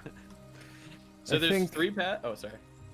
I think every people has their merit and can want different. The obvious solution is to make us seem as if we are your slaves, and that we're bound to your will. Who knows how they feel about that? Ossigan I mean, they live on this land. Ossigan will make you a map as you're discussing these things. And he'll point to this and be like, this here, this is big swamp, yeah? This is where we are now. We right here, right in the middle, yeah? This over here, this is where we go. This is Heat Stroke. Famous. As I mentioned before, we had a long rambly thing. It didn't make it clear. Party didn't know what to do. We've talked about how we know about elves, how we feel about elves, which way we're going to go. We ended up having to draw a map because it was clear that the initial description didn't work. Ancient city and desert, yeah? Here is mountain range, yeah, mountain. And here are the two river, yeah? This is a fat river, short, and this is long, skinny river. Yeah? While we're talking about this stuff, let's also talk about the mood-setting music, because we got this really peaceful, calm, tranquil music, which is supposed to be like you're pulling through sort of like a gentle swampland. It's a vicious swamp, but like for our purposes right now, they're just gently going through a swamp, and it's to contrast the the scariness of the town that they're in. But at the same time, we're making decisions about where we should be going with the nature of the campaign, and the like peaceful music, I think, helps soothe everyone and like lower the energy level a little bit. And the vibe of the conversation is like logistic, like where are we going? What should we do? How are we going to get there? And the music is not matching that vibe very well. The music was supposed to be like swamp vibe. Cool swamp. No longer in danger. Moving on. And if the conversation about where we were going to go was super short, that would be fine. But now the conversation has gotten bigger. And so now the mood music is actually, I think, discouraging decision making because it's too chill. And I don't know how much of an effect music is actually having on decision making. But like in my bones, I feel that it's not the right track for the moment, and we should be doing something like Adventure Supply, some sort of like getting ready to go out on an adventure music. People of Voden, they own all plain, like they horsemen. They have big... So speaking of these planes and these routes that we should go, I have a map of the area. I sort of know, broadly speaking, there's horsemen over here, there's elves over here, there's sort of barbarians over there. Here's an empire that kind of like comes out and then does some stuff and then retreats back to their own zone. I have an idea of what's going on around here, but I don't actually have any adventures or any encounter tables or any like specific plans for any of these regions. Right now, the party is in a spot where they can go multiple ways, and we're going to have to wing it. In fact, we had prepared a little bit more for adventuring in Blup. Not a lot, but like a little. We didn't know if the party was going to stay in Blup, if they were going to move on. We didn't really know how the campaign was going to unfold when we started the session. And so we were in that state where there's like 5 different ways that you could go. Maybe not 5. There's staying in Blup. There's the North River. There's the East River. I'm sorry. And we have absolutely no plans. So everything we're doing here is we're essentially winging in this session, especially once they've left Blup. Chaotic. We don't know what they're going to do to us, but I think we know exactly what the elves will do. As long as we are respectful of their forests and we don't mess with them in any way, they might come up on us with arrows. We explain what's going on. We don't act in any wary manner, and I believe that we should be fine. I've never heard of an elf just killing someone for no reason. I've never heard Have you ever that, spoken to an That's elf, Cassian? Really well. Have you Has met Cassian every ever elf? spoken? That's a great plan, Cassian. He's broadly speaking right. And yeah, sometimes there are asshole elves. Things do go wrong. But as like a general trend, he's spot on. Evil elf, Koibu? Yeah. Yeah. It's gotta be evil elves. Here, I will agree with you, Cassian. The elves is the better way, and I will say to you, we have many a moral lesson to teach to these lands around slavery and indentured servitude and the like. However, from the moment we first arrived in Abelar, I've been impressed by the people's ability in this land to see beyond the superficial, racial differences, oh, they're a monster, they're a dwarf. I know there's a bit of banter here, but I genuinely think people in this land seem to be a bit more accepting than ours back home. Maybe we should lean into that lesson. Oh, trust that Fraser the will elves will accept us. And say you're judging this. You're judging the. You're judging the wilds by the standards of the city. Excellent counterpoint. Sorry, I didn't mean to imply that you weren't racist, Troll Fraser. Thank you. I agree with you, Steermere. I think that the elves are the better choice, and if they give us any problems, we can retreat and go a different path. I think it's the obvious path. I'm open to meeting these elves. And If we were to... Sorry, Cypher. There's that musical change. The conversation's not going in quite the right way. It's definitely not peaceful, tranquil. It's gone into like a can we trust them? Are we going to get ourselves in danger? And so we've moved to a different swamp track that elicits a little bit more of like a spooky danger. What are we going to do vibe? need to do so, and I think they're also less likely to have fucking mushrooms growing outside of their heads. Maybe I the will elves say, have even though- heard of King Arnold. Or Heatstroke, they may know more about what's in the pyramid. I agree. I think this What I is will say, Blastfire Bog. If they're track. such lovers of horses in Vodan, and the path from Vodan to Heatstroke is plains, then we might be able to get horses there and travel pretty quickly. Maybe, in the end, quicker than walking through a forest and over a mountain range, even if it is a shorter distance. We're still trying to debate which way to go. Spears in Vodan. We've been at it for a little while. With knows what's lances in and an- spears. Ancient elven forest. The decision's important, which way we're going to go. And it shouldn't necessarily be taken lightly. But the party's in a bit of a dilemma because they've got 2 options. Both of them are promising, both of them are challenging, and the party doesn't have any evidence that one is actually better than the other. And so we're stuck in the infinite loop of like looking for an edge somewhere to take advantage of when there's not really an edge. And that can be sometimes fun, sometimes problematic, just a matter of point of view. Um, Not to Ostigan, they're not. Ostian, you've been in their villages? In Elf Village? Yeah. Elf no have village? Not quite same. They call their small unit of where people live pod, like peas in pod, like a little snack. Like and a tribe? They're very small, huh? What? Like a tribe? Like a family? Is bigger than family? Smaller than tribe? but like also smaller than dwarf family or smaller than kobold family, like you know, dozen, maybe 2 dozen, live in small little area in little grove of trees. They live up in tree, obviously. Elf. Would we struggle to find somewhere to stay there? Oh, that's a good question. They don't have inns, bars, taverns, common space. Yeah, they're no common space. Common space is outside. Yeah, so if you make very, very good friend, like super good friend, maybe they let you sleep in house. But there's so many of us here, and each of their little pods so small, and we have weapons, and I don't think they invite us in, or maybe they have. We're gonna continue trying to figure out which way to go. The thing, we just left the only place we're able to rest until we get to the pyramid. Lots of good points getting made. Lots of excellent points getting made all around. We can't stay here. We might be able to stay there. They might have horses. They also could outrun us if they have horses. We could be cool with the elves. Elves might hate the non-humans in the party. A lot of excellent points. Maybe we should go back and rest.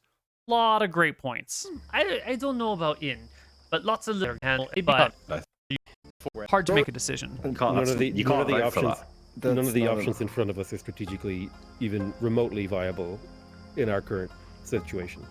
Why not? Could you list the spells that you have?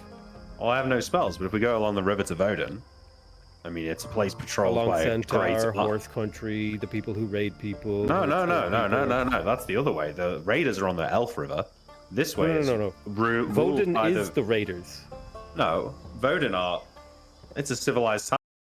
E100 from... Outside block. a little bit. Never. Please, God, just make a decision. We wasted like 30 minutes on this. All right. Go, Elvin. The party begrudgingly decides to visit the Elven Woods. And we're going to go to our break. And when we come back, we're going to head up the big fat lens villages. Hello, everybody, and welcome back. So the party eventually decided to go the Elven route. It took a while. It might not have taken such a long time if I had presented information more clearly at the beginning. There was some good discussions. There was some good lore that came out of that conversation. It did run a little long. Say we did a 8 out of 10 job on that because we did get some good stuff. We got the party to flesh out their feels and their characters and communicate. But also, it wasn't really like a critical decision, and it took a little longer. Maybe if we could have cut it down to like a 15-minute instead of a 20-minute conversation, that would be great. Lazarus expedition. Our party is going to set out, not for Blup, but for the Elven lands, passing through some of these little villages along the way. Anything to say or do before we go? Well, can I... Every fucking time we play the way with the arrows. Is that you, Jamie? What? Well, Skipping. You pull through the swamp, and these come going. I'm going to weird plants. 100s for encounter checks. A little bit of a vine that's sort of like looped over itself, hanging down, and Ostigan will, call it out as a hangman's plant. And if you get too close, that vine will like swing towards you and grab you by the neck and yoink you up. But a swamp is spit up. We're just describing danger of the swamp that we don't run into. I had a whole encounter table set up for stuff in the swamp. It's right here. There were carnivorous plants. What do we got? No, that's it.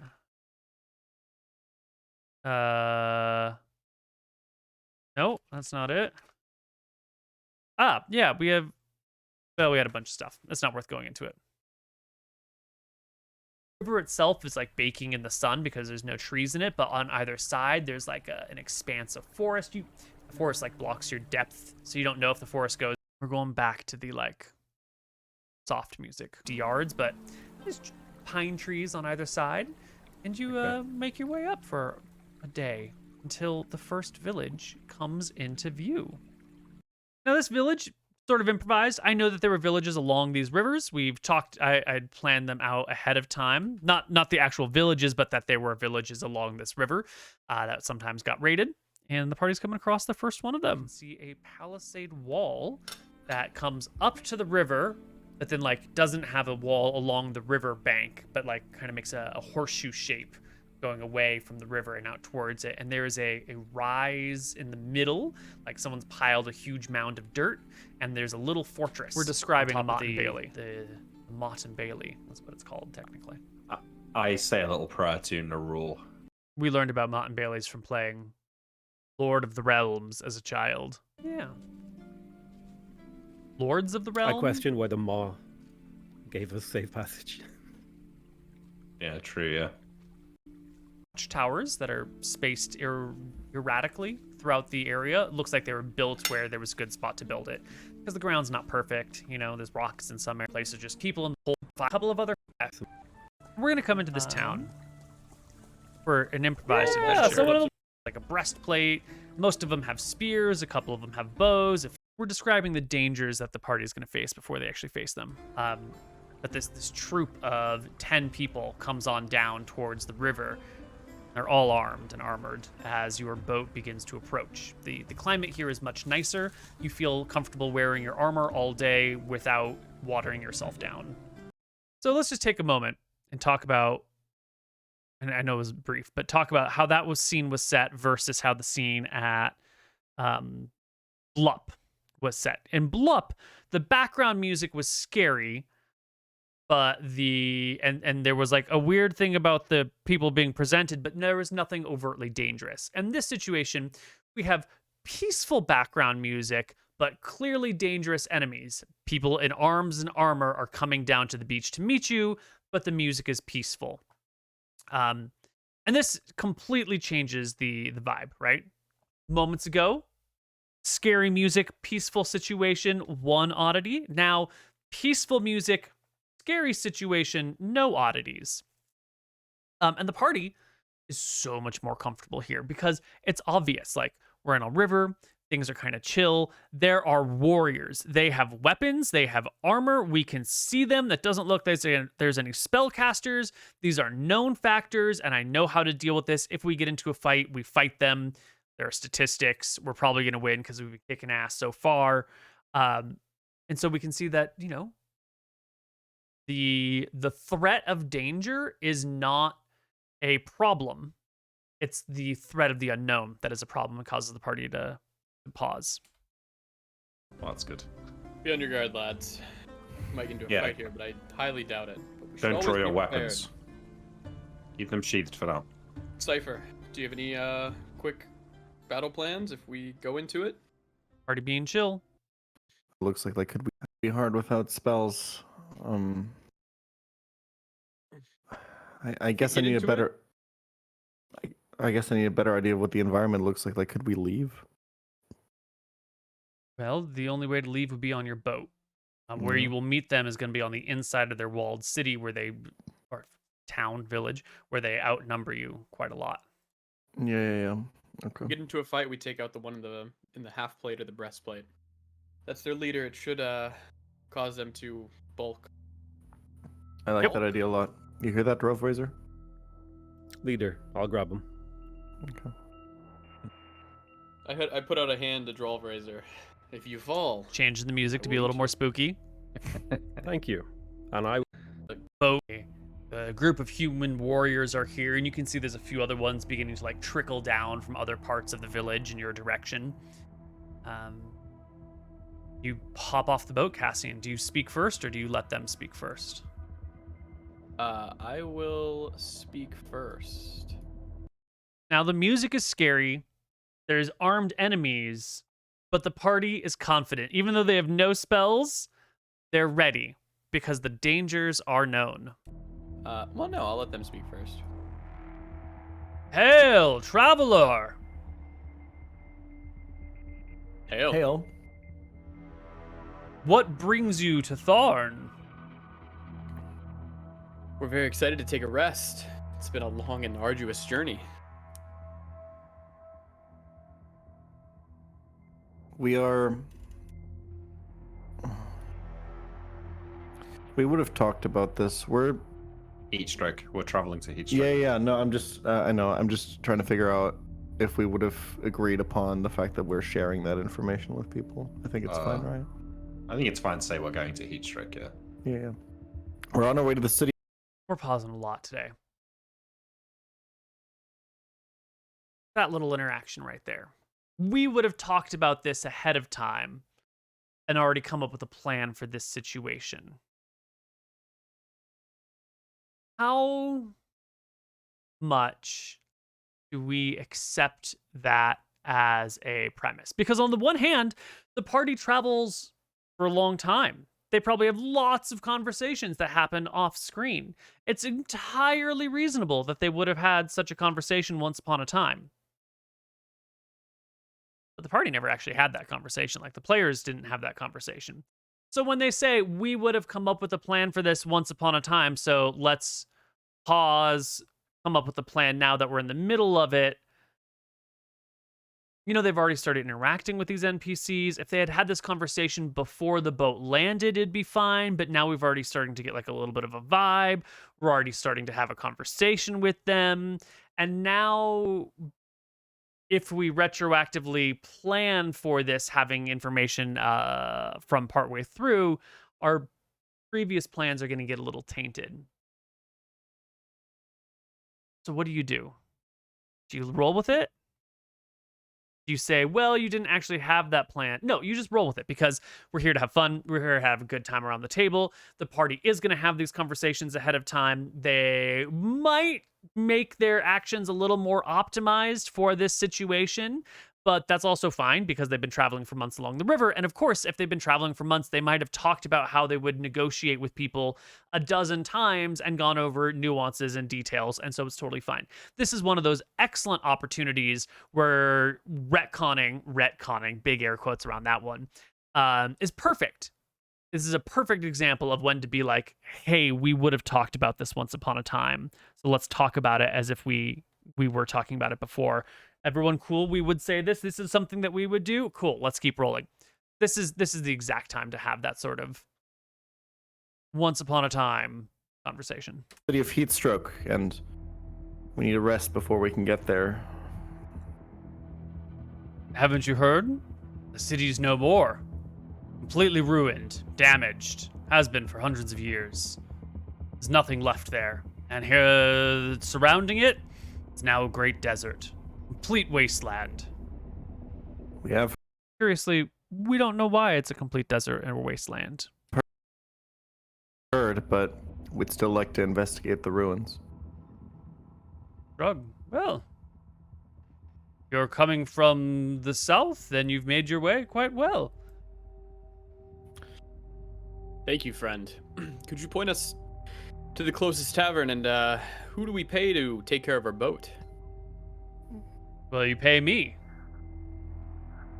How much?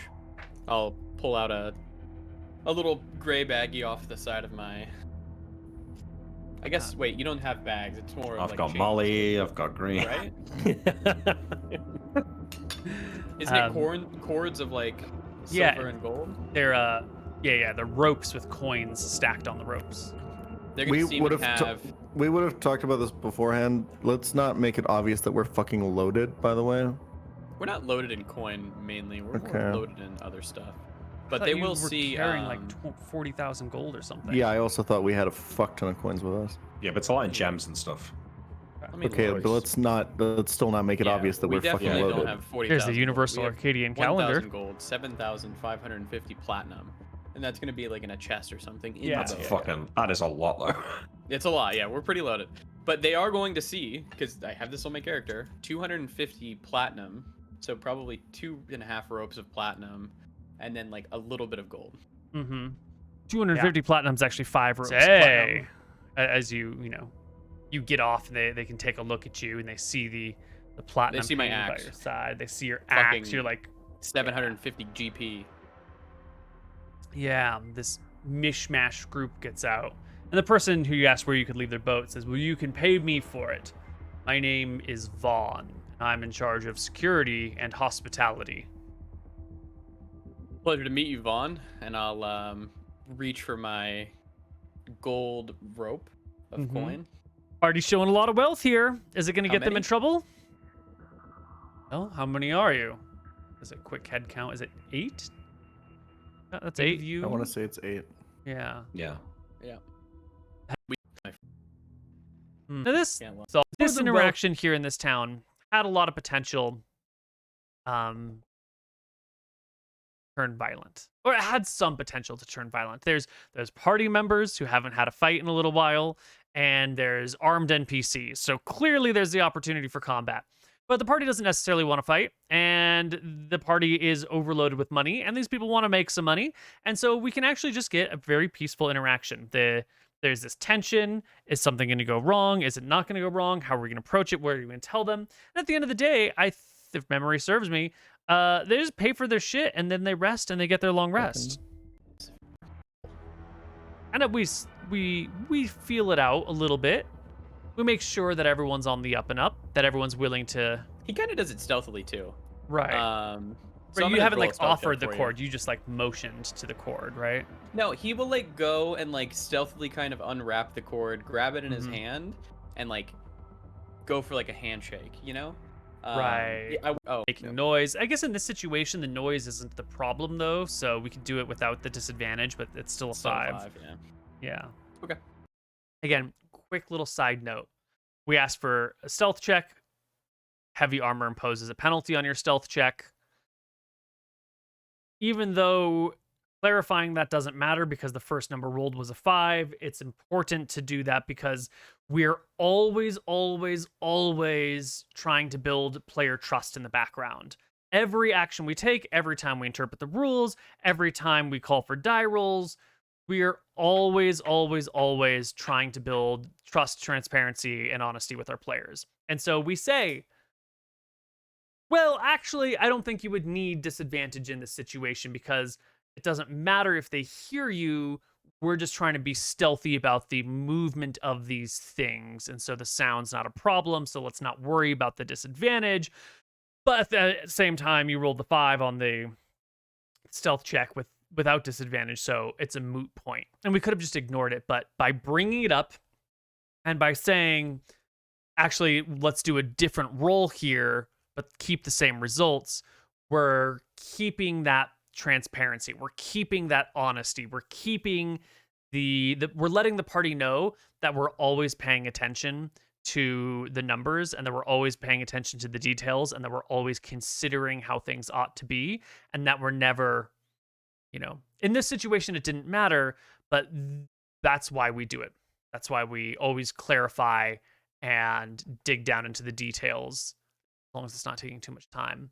So that way, when shit does come up, the party has that expectation that like the DM is always looking out for all of the small details and is always keeping, everything in mind, and that the DM isn't trying to screw us. The DM is always playing fair and is always, what do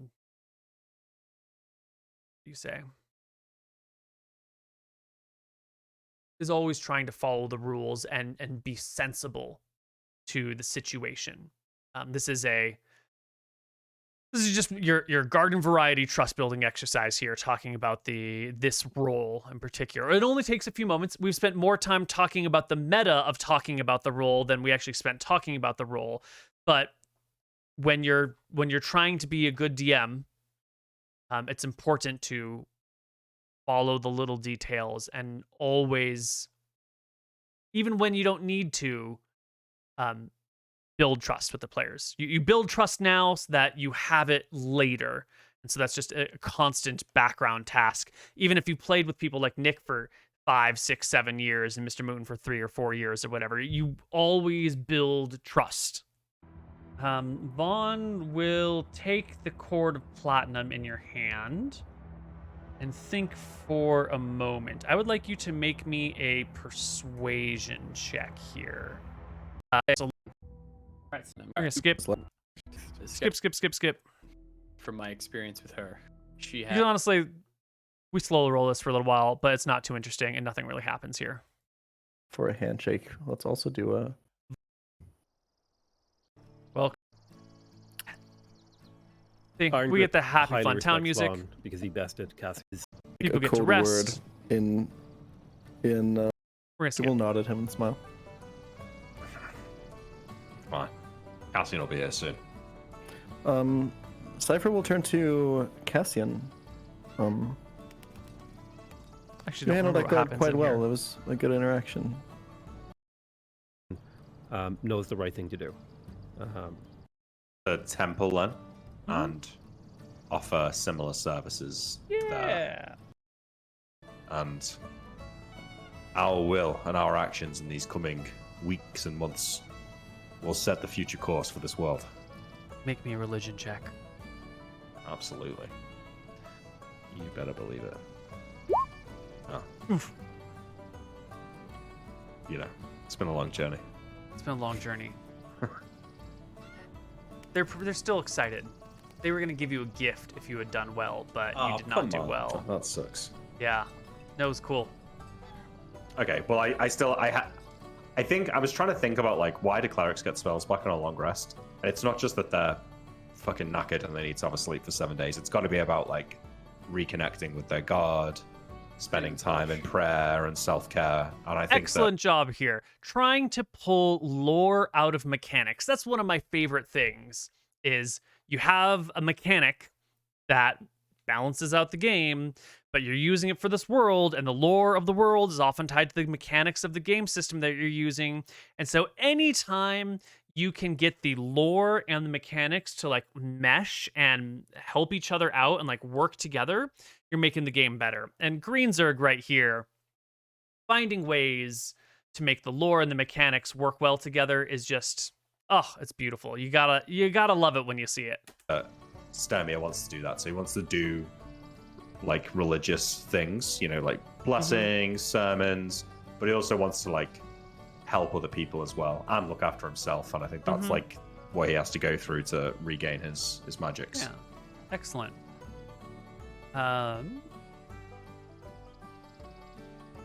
Cassian. There's definitely some strong warriors around here. That Vaughn guy is pretty.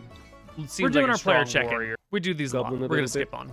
But he actually starts to A lot of the time of the day, you will just see her, like, sitting on the grass somewhere and just staring into the distance and not really doing much. She's Checking in with our characters. so that's one more attack or two. Is that there's no way Cypher Close. Right. close. Oh, right. So here we've got a little bit of fighting going on. Now, there's a sub-storyline here between Cassian and Cypher about, like, fighting each other, but also being friendly with one another. And, like, maybe a little bit of romance, maybe not a little bit of romance. So we're going to rewind and actually watch this scene between them in its entirety. How do we start? Well, you... spend any time still risen up Cassian. Ooh. I feel like she'll sometimes ask him to, like, maybe they'll want to have dinner together, maybe as a group, but maybe sometimes people don't come along, and she'll definitely have some conversations with Cassian and try to hang out with him a little bit, but also He hangs out. not in a way where she's not asking him out on a date ever. She's just engineering situations that they're both in sometimes. Do you spar with Cassian? I'll offer to spar. So...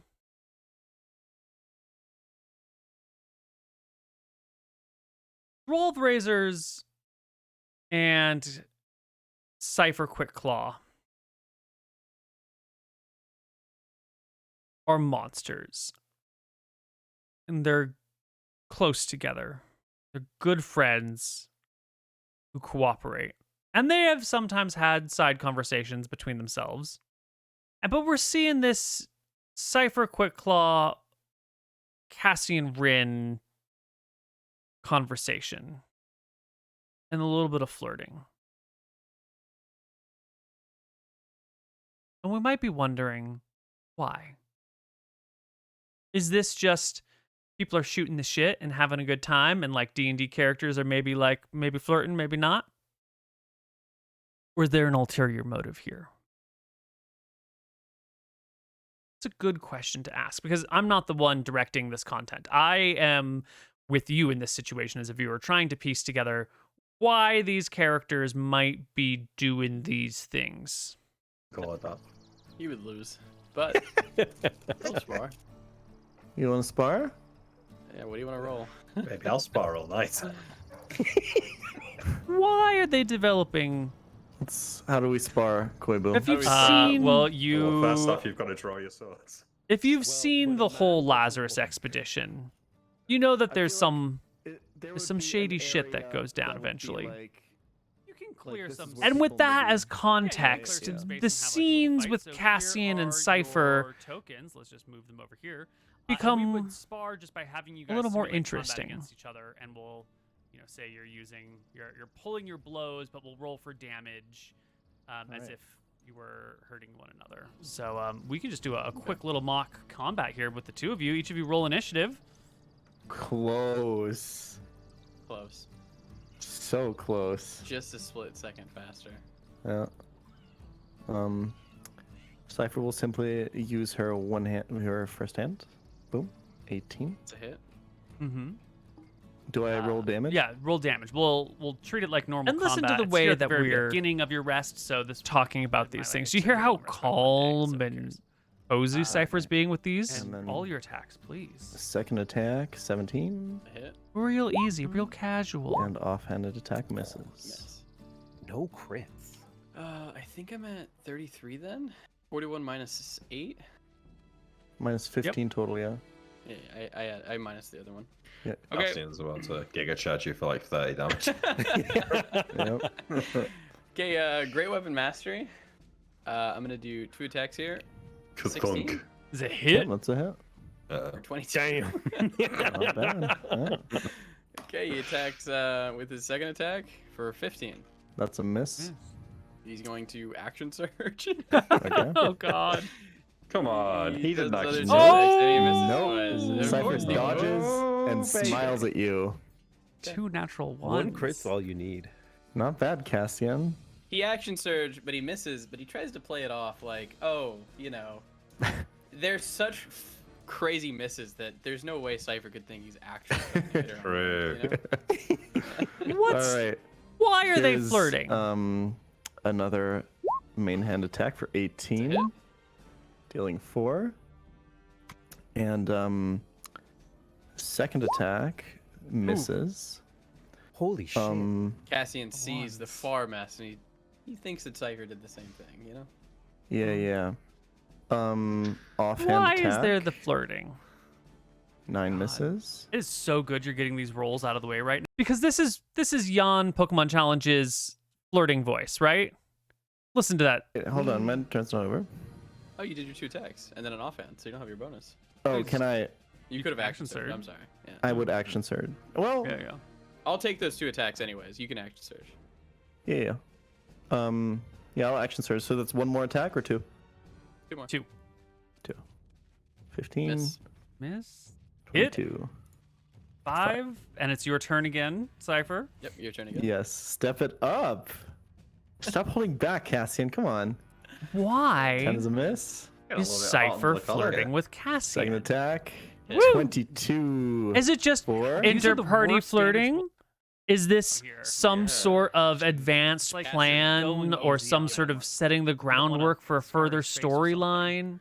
We Sting know Cassian that only there landed one are hit, but you landed, problems like, within 5 the or 6. party later in Yep. the campaign. And Cypher. Oh yeah. Or Unless you second want one. to. Yeah, I will second win. Wise idea. I'm still not certain what Cypher 18. was that's trying win to rolls build too. here because there's Well, often a Cassian little bit of says, flirt going on between these all right. characters. I'm ready to take And this seriously. I'm not certain it. what it 18, is. yeah. I think it might be a little bit of trying to get in good with the party. I think it might be a little bit of like, And then he'll do, characters are another flirting and Great it's kind of Weapon fun if we can just like hang out and like have some, interesting character interactions that are a little bit more flirty or a little bit more like story building. We haven't done this before with any of our characters. What if our characters got into like a little bit of a romance? Like, those are just fun topics to explore. But I when was on you've 19, so got now I'm back to 30. serious party conflicts that are premeditated that arrive Main later in the hand. campaign, 23. you have to re-examine moments like four. this and Jesus wonder. Christ. These are all Dude. ones, What are you dude. doing? Are they D8s? You wonder if that there's you're something rolling? going on in here. They are, but they're Finally, just Some evil plan. ones and twos always. Yeah. And nothing else to do, so let's offhand for a hit for 6. Okay. 18 damage total. Very good. Pretty good. Down to Just 18. gotta dodge 2 more attacks. Great now, weapon though. master. You're 4. doing it again? And Oh my god. Just Well, make that's a like regular attack. so Cassian, many down. this happens with Great Weapon Master. You get this tool, gives you -5 to hit, +10 to damage. Great trade.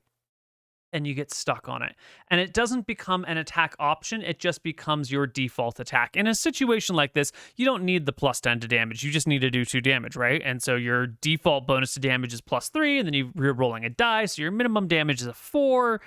So there's no reason to attack with Great Weapon Master, but it's such a high damage output, and player characters love seeing those high damage rolls that people tend to get stuck on the Great Weapon Master and don't use it in the versatile way that it is provided. And that's fun sometimes, you know? Having Cassian rolling 23 damage is absolutely worth missing a lot of the time. Even if it's not always a strategic decision. You know, to roll at +1 when you're trying to hit 16 instead of rolling at +6 when you're trying to hit 16. Interesting stuff. You can see it's fun stuff. There's a clutch of 3 children, hobgoblin children, that are looking at you from across the street and down the ways a little bit.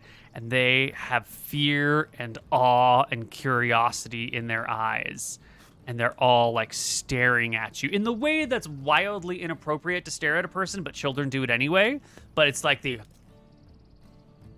at you from across the way for like minutes on end. I like. So this whole interaction in this town where they're staying for a while, we did a little bit of character reflection. We did a little bit of character sparring. We have nice peaceful music going on. All of this is happening while Ethan's mushroom grows. And all of this is a nice little break from the hellish episodes that we've had before, where earlier this episode was mushrooms in the swamp, and many episodes before that were like going up the river and fighting monsters and coming across problems. And now we're just like hanging out, long resting, and being chill and peaceful. And that's a nice break. You know, it's a nice...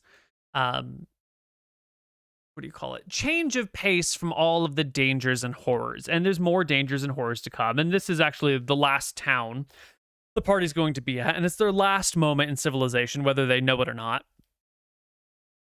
I mean, they could stop off at another village, but like, really, this is the end of this is the end of civilization.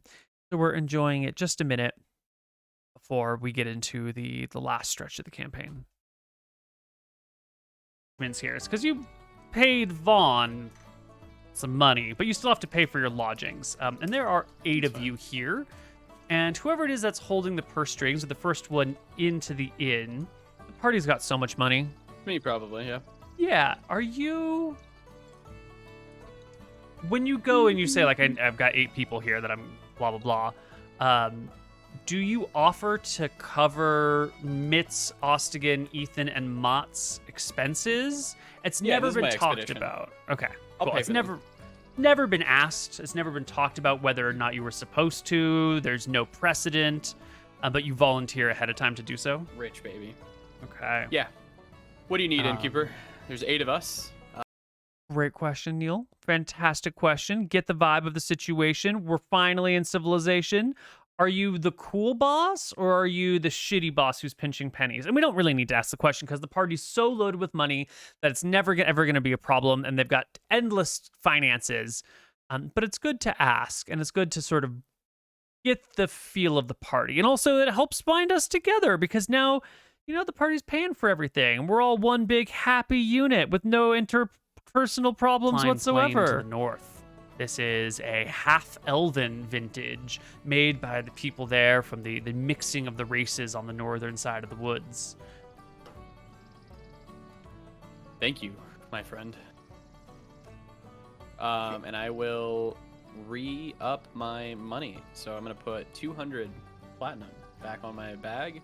And I would have done that in the dead of night in the chest that Cassian. Still a keeps little in his room. paranoid though. That's the other thing I want to ask is you've got this boat, but you're gonna haul off your food and all your supplies and all your money and all the stuff all to your rooms, right? So you're gonna keep all the valuables in your room? I don't. Let me think for a minute about that. All of the valuables in my room. We'll talk to the party about it. At dinner one night, I guess, in hushed tones. You know, we're going to be staying here for a week, and we have quite the bit of the assorted lot of items. Where do you guys posit we should keep it? Does anyone's room have a lock? So parties coming to town, they've got money. What we care about is where they keep it, but what also we care about is how much it gets advertised. Because if you're hauling off, if you're 8 people from out of town who are clearly wealthy and you're hauling off a heavy chest off of your boat and into your in-room, that's going to attract a lot of eyes. And even if the town is 95% great, that's, maybe 5% that's not so great. Maybe some percentage of that is even outright evil or murderous or thievy. And when you walk around with money, you raise your profile. It makes you a bit of a target. It does give you a little bit of social clout, but it does make you a target too. So no larger than who has the money? So I think you can. How visible it is. Yeah, I think you can just cast it on the chest. How honest and straightforward you are with it. For 8 hours. Changes the flavor. If you are sort of, leaving one person at the boat and then in the dead of night hauling off chests, well, that might be suspicious if anyone sees you. It might be suspicious that you've got one person guarding your boat all the time. Maybe not, depending on how it's played. If you openly haul off all of your money and drag it into an in-room, everyone's going to kind of realize what's going on. They're going to realize how wealthy you are. You might be attracting a lot of attention. Things that recharge on long rest that you need. Oh yeah, I think you're fine. I only need experience. Right, so that's fine. You can still get XP. Okay, but cool. And I would like to research spells, but that's about it. yes, we can do that too. Okay. So just for precautions, then. there's always something to Cassian dig will into. spend, sadly, a lot of his time in the room with all of the items. He really does not want to lose all of their fucking wealth and all of the stuff that gives them power. Well, so yeah. Troll Research is going to be someone doing in a the lot room. of studious research, so he'll sometimes be in that room. They'll like talk Troll about it. Razor Like, and him will take turns, yeah. Got it. and then you can get out and do things because like a lot of my time is going to be spent studying as a necessary thing, I think. Keeping an eye on your treasure and not leaving the room with your treasure is a fantastic way to avoid encounters because no one's going to steal the shit if you're just hanging out in the room all the time. Wonderful. Keep it under your own personal lock guard and your treasure will be safe forever. Choice of cantrips, so he's trying to figure out a way if he could change those, but I don't think he can. So more so is to We're gonna help skip. his friends. And I think as per the rules, you said I have to have a spell that's Skip. Sleep over it, but she did really want that fried dough ball. So But dude, skip. But I can. Whoa, too far. It feels the same. Way Maybe too you far. discouraged them. Maybe it was fruitless. Who knows? Maybe But there was never there's a thief. Maybe, yeah. The week, 9 days passes really. Oh, yeah, there was definitely going to be a thief. That's why we were asking things. They're hauling money, they're hauling treasure. There was going to be a robbery attempt, but when they described how they were managing their treasure and assets, in my head, I very quickly realized that the thief would realize that they're not going to be leaving it and it's too much of a risk, and no one's going to get themselves killed over unknown goods, especially when the chance of getting killed is so high, So, well avoided encounter. Except for one tail. There's always one. Another Always. god's coming down. Yes, I that is knew it. exactly it. You frickin' called it. They're all coming down to have a fucking. Well, listen, fight. I've got a suspicion. What if Ood is actually Nadinus? Yeah, I don't think so. Just throwing it out there. Well, Turned up interesting a few months idea. ago. Oh, that's true. I mean, does the timing line up, Neal? Vaguely. I mean, a few months is a pretty broad realm. You could fit a lot of stuff in there. Yeah. Yeah, totally. but I guess I'm saying I don't remember exactly when Nadinus came down. It could fit. Yeah. Just throwing it out, but It is the 3rd day of your rest. It is October the 16th. One more Morning of god. October the 16th. Where's my note? When our dear cleric is awoken in the night with that urge once more. yeah, I recognize the feeling this time. Do I, Neal? Or does it feel different? Yes. No, it feels the same. It feels just like the other times that this has happened. And you were drawn outside. Let's I actually there. think, yeah, I get out and look at it, obviously, so you can fill in the details. But I'm going to go back to that temple and wake up the priests so they can see it. Yes. You wake up the priests. There's only one who actually sleeps there, but they will quickly, once they see the green comet hanging in the sky, they run around to wake up the other priests, and they sort of scatter to wake up the other people who are more, who are part of the church, who are, daily attendees. And you will find yourself down by the river with a congregation of 30 halflings and 6 humans, who are all here staring at awe in the comet in the sky. I didn't see it. There's no other cleric here. No. Okay. So which god am I looking at? Give me a religion check. So what we've got here, I think according to my notes, this is the last god to come down to the earth. These gods coming to the earth had a very real reason that party would have come across if they had made it all the way back to Abelar at the end of the campaign. They didn't. This is Ponos coming down. Now, the gods coming to Earth sets up a lot of stuff, right? There's a lot of implication that goes on with it when, this deity and this deity, and they're all sort of like deities that are relevant to what the party's doing. Maybe it's the party's actions that are causing these gods to come to Earth.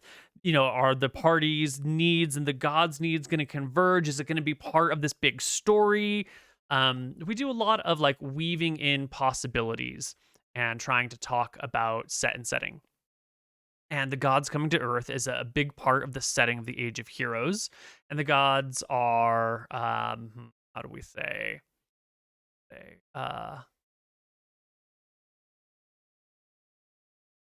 We're trying to create an environment where things feel young and wild and unpredictable, and like the things that you say and do have a big impact on the world. Ponos is the god of suffering. They were dealing with Drakthar Planebane earlier, who was devoted to the god of suffering and who was trying to summon the god of suffering into the world. And if Drakthar Planebane was still around, which was sort of one of the main storylines we were going for, this could be a very, very scary moment for the party. Like, imagine if Drakthar was still about, and then Ponos comes down to the world. This could drive horror and terror into the party.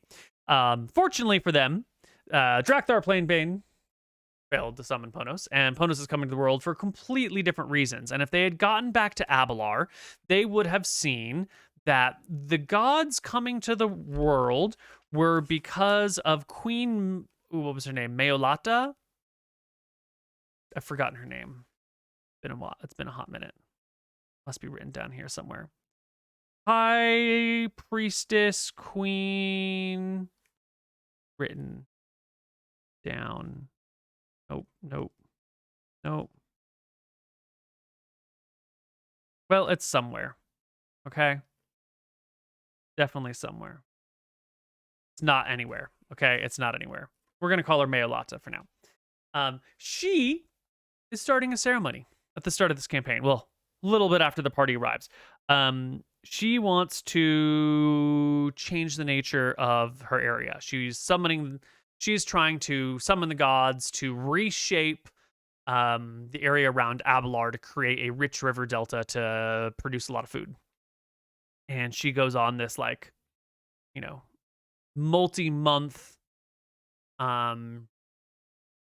starvation prayer, essentially standing around calling the gods to the earth to enact her will.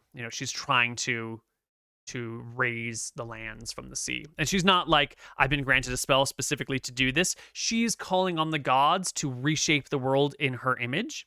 And we've got a whole bunch of stuff. Where is it? Find it in my notes on history. Age of Heroes. Early Arcadian history. Abelar. Queen Priest Queen Meolata summons Earth from the seafloor, altering the course of the Great River and creating a river delta, creating huge areas of fertile soil. In the process, in response, the following gods come to the Earth. Martha, goddess of life and creation, because Queen Meolata, the begin with her, but also this is about life and creation. It's about creating fertile farmland. Terran, god of crops and farmland. Nadinus, goddess of nature. Those are the first ones that show up.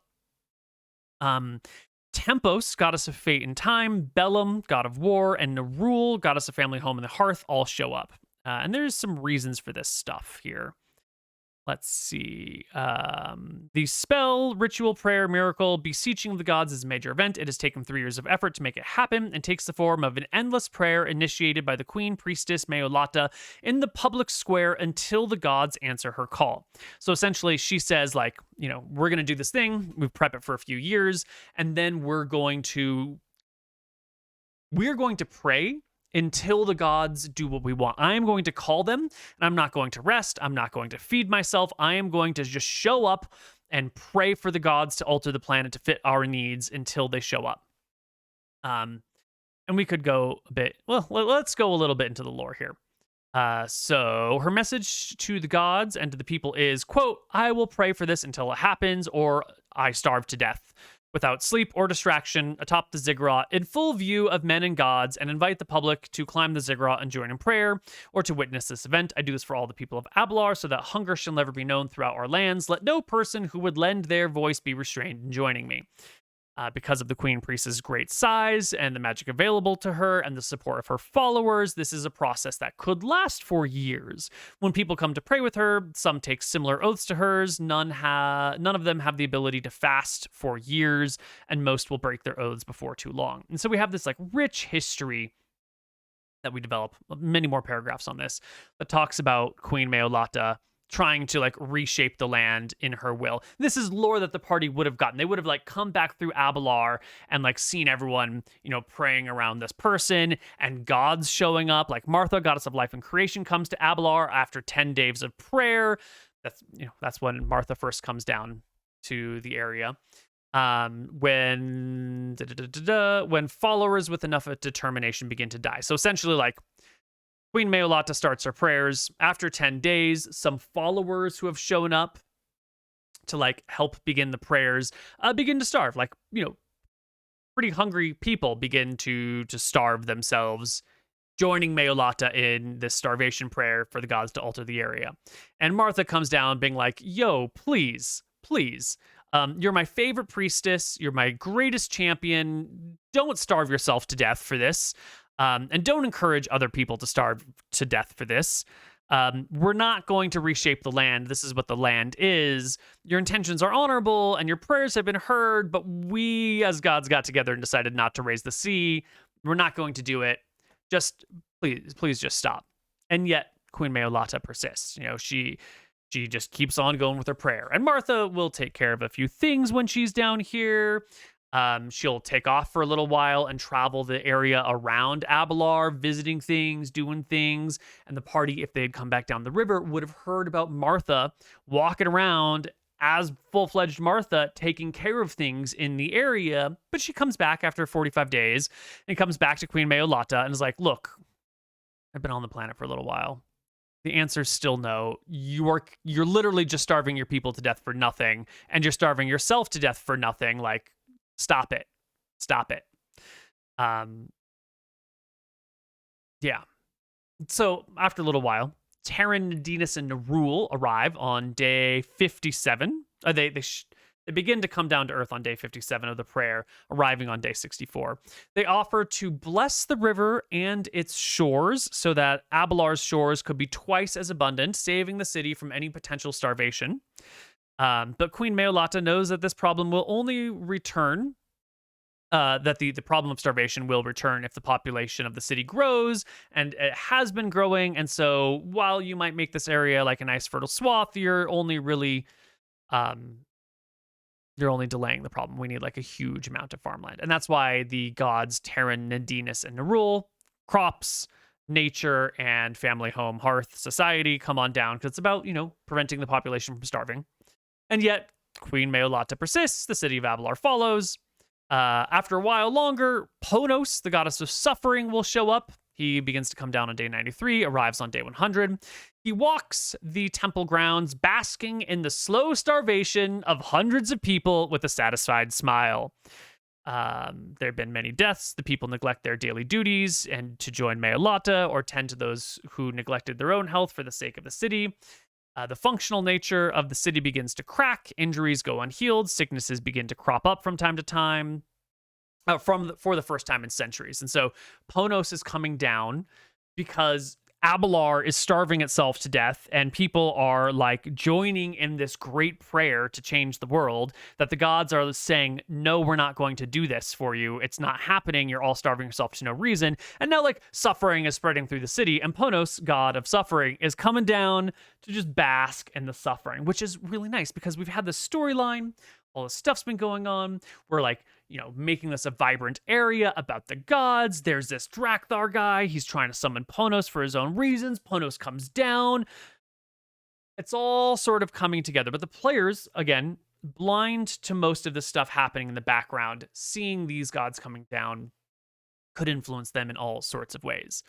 These are just details that we never really got to see in game, fortunately. Eventually, on day 300 of the prayer, Tempos and Bellum come down. They know that the gods have been moved by Meolata, and they see the greatness that awaits Abelar if the gods change their minds. And the two come down not to ease the pains of the people, but to encourage them to their destiny. So Tempos comes down being like, hey, you've been starving for 300 days. You're going to change the minds of the gods. Just keep it up, buddy. And Bellum, god of war, is coming down because he is pretty aware that this is, there's conflict. There are humans and gods in conflict, and there's also, you create this huge swath of fertile farmland at the end of the river, and it does create a situation where you could have a lot of wars coming up. Now, this has been a lot of background lore that doesn't show up in the game at all that we've been talking about. As an example to you all, of the sort of background details that we create and that we then don't talk about with our players because they sit in the background, and continuing on that theme of like the things that the players don't know about are super fun and exciting, because then you have to speculate and you have to guess and you have to wonder, and there's so much fun in the speculation and the wondering and the, oh, is this tied to that, or is it tied to this other thing? When in reality, it's going to be something that is like pretty unrelated sometimes. And if the party had come through this area, they would have done so after day 100, but before day 300. And so they would have come through while the massive group prayer is going on, while the god of suffering is just hanging out, basking in the starvation, while the goddess of creation and life is begging these people to not starve, while the goddess of family and the god of nature and the god of crops and farmland are all hanging around. Like, we would have had some cool, satisfying, like, walking amongst the gods as like a side quest, as like a thing that you get to walk past but not participate in, and that would have answered all of their questions about the gods that were coming to the earth and why. Unfortunately, we didn't get to see it. A little bit of a bummer. Doesn't end up happening. But that's what's going on in the background. This is one of those things where we have like really clear details, because as we've mentioned, sometimes you have a vague idea of what's going on, and you're using it for more like theming. And this is one of those moments where we have a much more concrete story. Like, the story of the gods coming to Earth is a story about the world that I wanted to tell, and we put it in the background, and then we used it for the party to like reflect on, and as a tool for like narrative building within the party, even though the narratives within the party are actually pretty unrelated to the core lore that's happening. And this just goes to show that the things our parties, our players, our characters are dealing with don't always have to be relevant to the party. Like, you can have a world event that the party actually has no influence in and cannot partake in and is too far away from and is completely different, but you could play up a world event to make it seem super related to the party's actions, and that the party has to get involved in it in their own little way, even though it's like a world away. And that just kind of helps you make you feel like you're part of the big world events, that like there is a big world happening out there and you are a part of the big world, even if you don't really get to dig around in that main storyline. And just one of those little things that I really liked about the Lazarus expedition is having the bigger world event going on in the background and the party like wondering about it, projecting on it, reflecting on it, dealing with it from afar. I really liked this detail of the Lazarus expedition. It was super fun. And I don't think I would normally share this amount of lore that we didn't see on screen, but we did it here because I think it made a good example of how best to tell multiple stories with the same event. Mediterranean style dish. It's gonna be some rice. There's gonna be like a nice fish with a. That is like reminiscent. I assume we have like food, where he actually thinks he's really clever. Lots of fish. I want to make sure we're still in the town. Will rack his brain. He doesn't have quite time to make the dried fish. But what if we each take turns making dinner for each other and we can share our various dishes from our various lands? Hold on. This is actually important. We're going to back up. I've consulted with other people who have passed through this town on the subject. Everyone will know what it is you wear, and no one's back. Where are we? Good luck. Take this, and he reaches into a chest, and people will sleep with peace in their hearts and bereaved. Great events of the world are too big and too distant for us to ever know about, and if not for your presence here this day, blah blah blah. This is the first someone's handing you a pair of their grandfather's feet, and you have no idea what the hell's going on. Sorry, did you say this is your grandfather's feet? Halfling feet are lucky; they're like rabbit's feet. A halfling is giving Steermere his grandfather's feet. If Steermere wears them, I think he gets like a +1 to his saves. It's just a little bit of creepy lore. Yes. He was a great man. He was blessed by the gods, and when he died, his feet fell off his body and dried themselves. It was a sign. The bearer of this will be blessed with good luck. Now you got to take that story at face value. The man saying that these are his grandfather's feet and they fell off his body and instantly dried and became like an equipable magical item, and that it's okay to carry them around.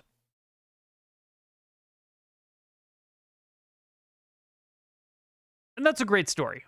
And that's good enough for me.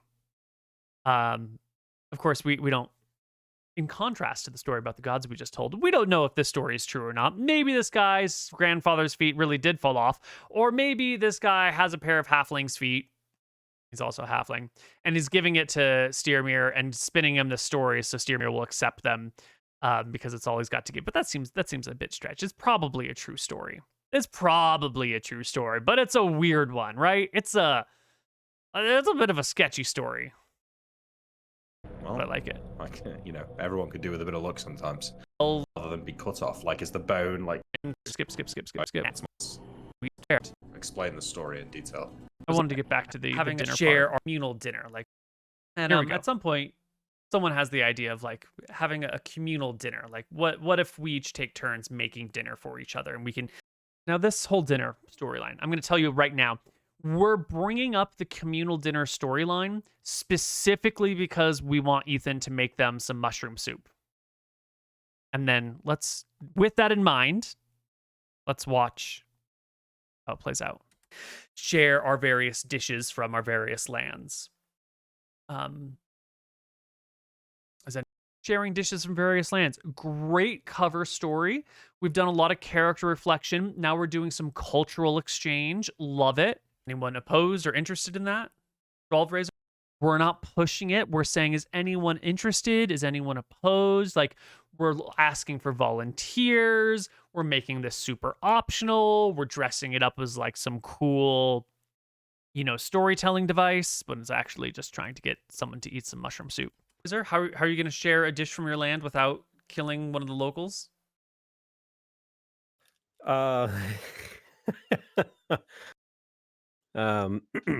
Razor will find. They don't have any meat in this town, do they? Oh, they totally have meat, yeah. But it's like, donkey and pig and fish, lots of fish. Razor will rack his brain. He doesn't have quite time to make the dried fish. But his people would sometimes make when they live near the river. They would like hang the fish. They've taken I'm going to make dinner for everyone. How would my character make dinner? Which is a great storytelling device on its own. It's a great, tell me more about your character from an angle that we haven't seen before. You talk about eating people, but what if you're going to make dinner for everyone, And now that Razors is talking about this, this is like what they feed the goblins. The bait has been taken. So he actually thinks he's really clever. Because every hobgoblin tribe has basically like an underclass of slave goblins, which is why Razor, he's just basically like, I'm a goblin in this world. And he gets chip. Takes this a butcher and asks them for like things like bones and grist. Make some soup. Yeah, great storytelling. You can watch the session if you want to hear all those details, but it's not important for what we're talking about. What the fucking Cypher Quick Claw. What food do you prepare for the party? We get like a nice kitchen soundtrack, really sell the vibe. I think this is Castle Kitchen. We have like some nice meat and stuff available, right? Yeah, donkey, pig, maybe some chicken, some fish. You ever been to a Brazilian steakhouse? No. So they have these skewers of steak. Sharing some food, which is a problem with this campaign in this group where we talk about food and then I get really hungry. Eating cheap food. Greenzer, what's your dish? Yeah, well, obviously, so Stamir is a peasant, right? So he's used to eating cheap food. So I will find some cheap fish. Traditionally, this dish is made with pilchards, but if I can't get that, I'll just get like sardines or some other small fish that they've got. And you essentially make a white sauce, and then in that sauce is boiled eggs. That is sort of like beans with it. It's just not much in the way of and make a nice. Mott will make a dish that is sort of like bread with some honey and some greens, like chopped greens with it. It's pretty light, it's pretty mild, it's not very filling. It's okay tasting, the honey is nice, but it's just sort of bread with a spread and some fresh veggies and a little. Get the players, make some dishes. Mott makes a dish. It's not amazing, We're not saying everyone's throwing out the coolest things. We're talking about what might get shared, different cultural types, bread and greens and honey. Sure, why not? A little bit of honey and not much in the way of protein. Maybe the spread is some sort of chickpea. Ostigan will do a fish specialty, sort of like not a fish head stew, but it's a... I guess maybe fish head stew is probably the closest thing to it. It's some boiled fish with local vegetables. Nothing too fancy, but it's a sort of meal that you could make on the go if you're near a river really easily. Mott's a cleric. She probably doesn't do a lot of cooking. Ostigan travels along rivers and is an explorer, so he's used to working with local stuff, but also making things that you can find on the go. What gives it the extra oomph is all of these things are telling something about our characters and our NPCs. The local halfling spices, which are really hard to get down in the desert, in the Badlands. Up here, they've got some like really fresh things like mint that you can't get down there, which brings the whole stew together. Mitts. Oh boy, Mitts. Do you know anything about food? Mitz does not know. We're here for the Ethan storyline. And we're putting it at the end, I guess. It probably would have been wise to put Ethan's in the middle, like have Mott do hers, then have Ostigan, then have Ethan, and then do Mitz, and just like put him not quite at the very end, but too much about food. But they will. But at the same time, all the players are seemingly accepting each other's food. And they're seemingly accepting the NPC food. And so if we have Ethan be the last one to feed the party, and the party's like, well, hold on, I'm going to speak up about this and I don't want to eat the soup, you know, it will, well, you never stopped anyone else's food and they were all weird choices, right? We'll put together just some really simple, like breaded chicken with some fried up potatoes on the sides, like thin sliced. Who recommended like making the meals for everyone? For each, or, like everybody doing it? Yeah. Now I know it's Ethan, but watch. Who recommended like making the meals for everyone? For each, or, like everybody doing it? Yeah, let me just roll a die here. Ethan did. Sometimes we don't fudge rolls, but we will fake rolls. Yeah. And last but not least, Ethan will make the food, and Ethan makes a mushroom soup for everybody. Okay. Does Ethan have a thing growing out of his head anyway? I mean, I would have mentioned it if you'd seen something like that. Are you doing like a deep inspection of his scalp, or is this just a casual? No, it's just a casual look. No, of course not. Okay. Who has the mushroom? Has it changed? You have it. It's in your bag. Oh yeah, I'm checking on that. And one night, I'm doing a wisdom check to see if I try eat it. Well, you open the bag, right? And make me a con save. Con saves, because he's opening the bag. Let's go back to our list of con saves. Where are they? All right. Open bag. Jamie rolls a 19. Sure. Yeah, hold on. The pass. Listen, I was built for con saves, okay? Do you see my character's HP? I've never rolled a 1 on a con, okay? Boom. Ooh. Easy. You never Oh, fucking good. Okay. Yeah. Listen, well, con saves are my specialty.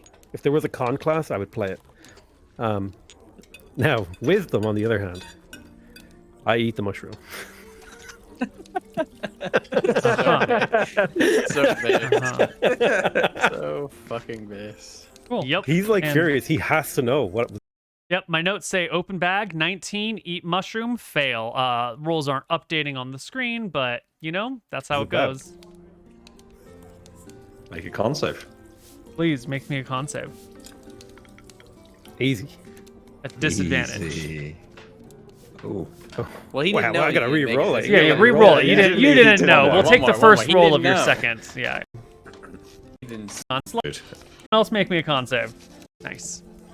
doesn't matter. Everyone. I eat Ethan's slop. You know, it's Gotta gross tell like the guy. any other. Well, he Wow, doesn't know. I gotta he didn't make re-roll it. it. Yeah, you re-roll it. You didn't know. We'll take the One first more. roll He of your didn't know. second. Yeah. Yeah. Okay, there you go. There you go. Nice. You know, it's Gotta gross tell like the guy. any other mushroom. Nasty. Yeah, fungus is That always is nasty. nasty. Yeah, it's gross. I eat Ethan's slop. I bet it tastes good. Make me a con save. Nice. Doesn't matter. Everyone else eats Ethan's slop. Everyone else make me a con save. Yep. We eat Ethan's food. Is it really that bad? It requires a constitution save. I'm just feeding the paranoia. Don't worry about me writing these things down. Doesn't mean anything.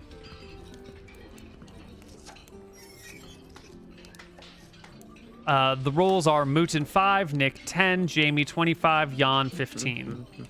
Apparently. Does that mean everyone's failed? Did I mess up Quite my a lot of stuff time later out in of this life? village. Yeah. Well, that's it. Your time wraps up. Ponus is Do we still in the XP? sky for a couple more days. You get XP. Everybody can take home. 6,000, 6,000, 6,000. Oh, no, I'm so sorry. 2,250 because you got to split it between all of your warriors. But Mott levels. Mitz Okay. goes from minion to first level fighter. And oh, it should be 15, 10, 25, 15. There's passes across the board. Ethan is just still chilling at 4th level. Huge. All right. So the same. Yeah. All right. NPCs rest. NPCs get XP. We move on.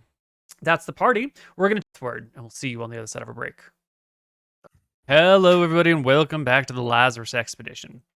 Our party is setting off on their journey. The river is heading northeast, but it's mostly heading east. And you will pass a few more villages along the way. The first one is similarly armed, or, with a little wall around it. Now, we're really hoping the party doesn't stop at these villages. We're calling them out because we don't want the party to think that there's nothing else here. We want to, set the area as there's villages along the river. It's important for the lore. But we're going through it pretty fast. The next village you find is its wall is knocked down. Some of the buildings are in disarray. We're not even asking the party if they want to hang out and do anything. And then a couple of dwarves and a couple of humans. And you don't see any warriors anywhere. And you do see a state of disarray. Like maybe some army has come more and you just stopping. Blah, blah, blah, blah. Do we want to stop? I don't think we want to slow our journey down that much where we just... Blah, blah, blah. We're going to move past these villages pretty fast. God's coming to Earth. That seems to be what everyone is. What do you call those people? Centaurs recently. Skippy. We want to get to the lake. How much can a person reasonably carry? It's a lot of gold. Yes, It's a king's ransom. Yeah, and a king's ransom can't be paid for a dead man. Cassian? I think the backpack works fine. That wasn't brought. No. All right. Well, then the issue of having to leave wealth behind is not a problem. Can somebody carry my god statues for me? It's going to put me encumbered if I have to carry it myself. How heavy are they? 10 pounds. Let me see if I can carry another 10 pounds. We need lots of water. Will we be in a town before we get to the desert or not? No. Probably not. Unironically, what if we bury the treasure? Oh, right. So they've got their boat. They come to the lake. They've got all this treasure. What are they going to do with it? You can't haul it with you. Burying it is not a bad idea. That's actually a fantastic idea. I think we can carry the treasure. I think the problem is now our gear. Comes the bedrolls. Yeah, rope, and other bedrolls, stuff, torches, food. rations. Jump with us. And then probably by the time he's caught up, the spell skipping. would have run out. And then he just basically repeats as we So move. you would gain a little bit of speed efficiency for We wouldn't be leaving all of your encumbered. stuff behind for 10 minutes at a time. Yeah. He would I'm also be leaving. alone for Leave 10 him alone. minutes. Yeah, at a so I just time. don't think it's worth it. I think we just we'll just take leave it encumbered. we just take the encumbrance. Yeah, excellent. To track on through.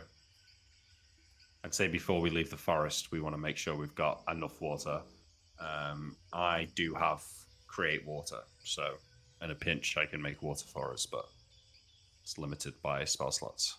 Will everyone roll me a perception check, please? I perceive everything, Neal. I think this is the moment. though. Boop-a-dee-boop-a-dee-boop. Oh, yeah. you actually do. All right, Cypher, here you go. What about me? I rolled a 16. Not good enough. All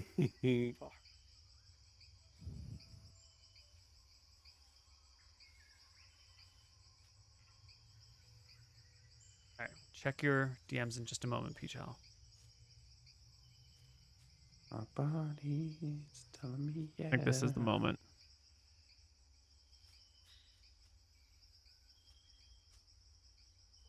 This is what we're trying to do here. I think what I'm sending Peach out here is that you see a mushroom on Ethan's head. But we've rolled a bunch of con checks, and we've been trying to instill a certain amount of paranoia. And we're trying to instill a certain amount of untrustworthiness in information. Let's see how it plays out. I will pull aside each member of the party one by one. How does it look? because everyone's marching together. It's a group of 8 of you, and you're all walking. And who's the first person that you pull aside? Trying to get that party, trying to get Jan here to go into those details we were talking about earlier, the very specific details. Drove Razor. What is it? Do I have a mushroom?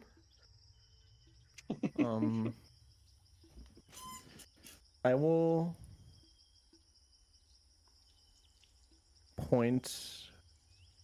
make a point to walk behind Ethan and point out the back of his head. For fuck's sake. And I will do this maneuver. I will walk beside them, signal them to slow down behind Ethan, and then point.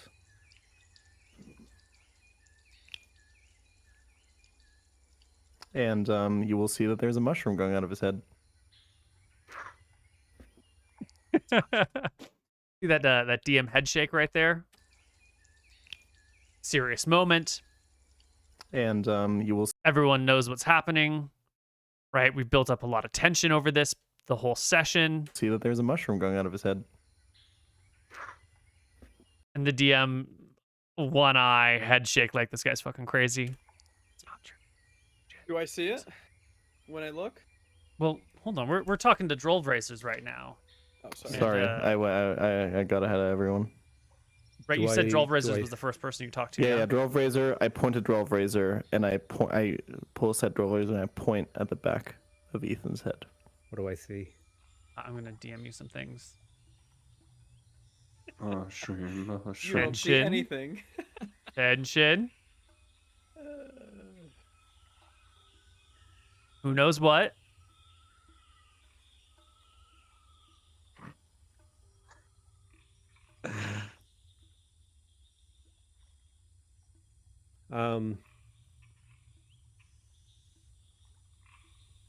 Bicycle.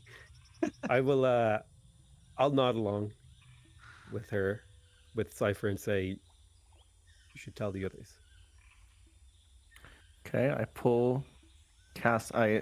walk next to Cassian. Jamie failed because Kind of ate a mushroom signal him outright. to slow down. he's unaware of them. Yes, Cypher? Can you Do you look need at help this with carrying me those for a things? second? I will Your point bags look like heavy, Cypher. Do you want me to carry them for you? I'll be quite okay.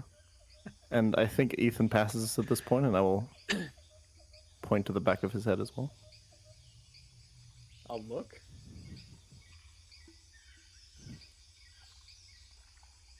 Checks his DMs. I'll look at Cypher. What are you talking about? Do you not? I whisper him. Do you not see that? There's... He'll look around. Do I see like a bird in a tree, Neal? You know, maybe I wasn't looking at Ethan's head. I'll point over there. The bird? Look at Excellent. Ethan's head, you fucking idiot. Excellent. I'll stare at Ethan's head. I don't know what you're. Oh my god. These fucking humans. What about? I'm his head? assuming at this point this is because I have better eyes or something. I will pull the old man back with me. And I will You've also got point. your eyes are better, so let's go talk to the old man who Yes. is unlikely to see it either. I will point at the back of Ethan's head and I will whisper to Sturmir. Do you see that? See what? Look. Back of Ethan's head, do you see that? Oh my god, yeah, he's going bald.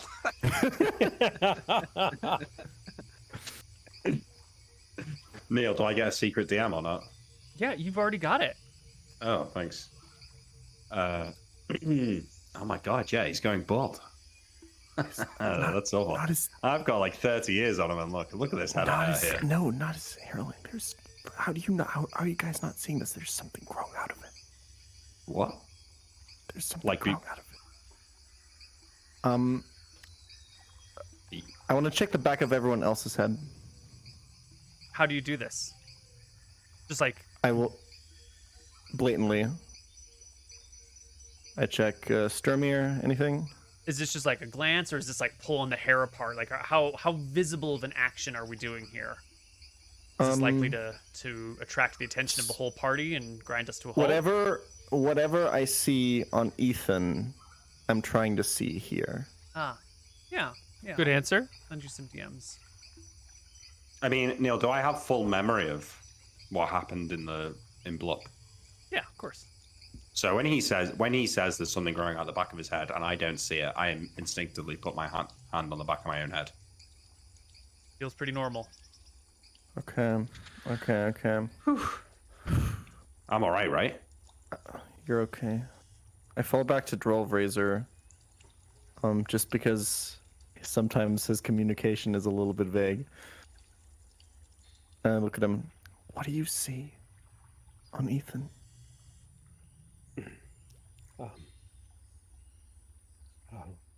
I don't see it, but I didn't know what that meant, so I was just trusting you. That's okay.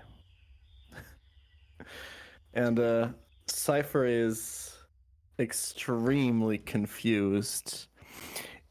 Ethan! Did you eat Ethan's soup? I'll whisper to her. Yeah. I think we all did, right? No, I shared. You didn't?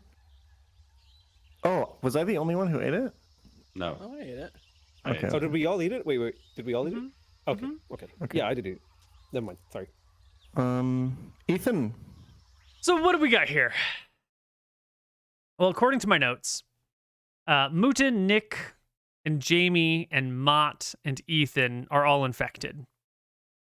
Jan is the only one not infected. So when we called for that perception check earlier, how do you miss a mushroom on top of someone's head? The answer is that you don't. The perception check was a fake out, right? It was a good thing that Pokemon Challenges rolled higher than everyone else, because then they noticed first. And that's why Mr. Mutin's 16 was not good enough. Not because you needed a 17 to spot this, but because we just wanted to say Pokemon Challenges, you notice this. And the dice happened to go in our direction, which is nice. So now we've got this set up.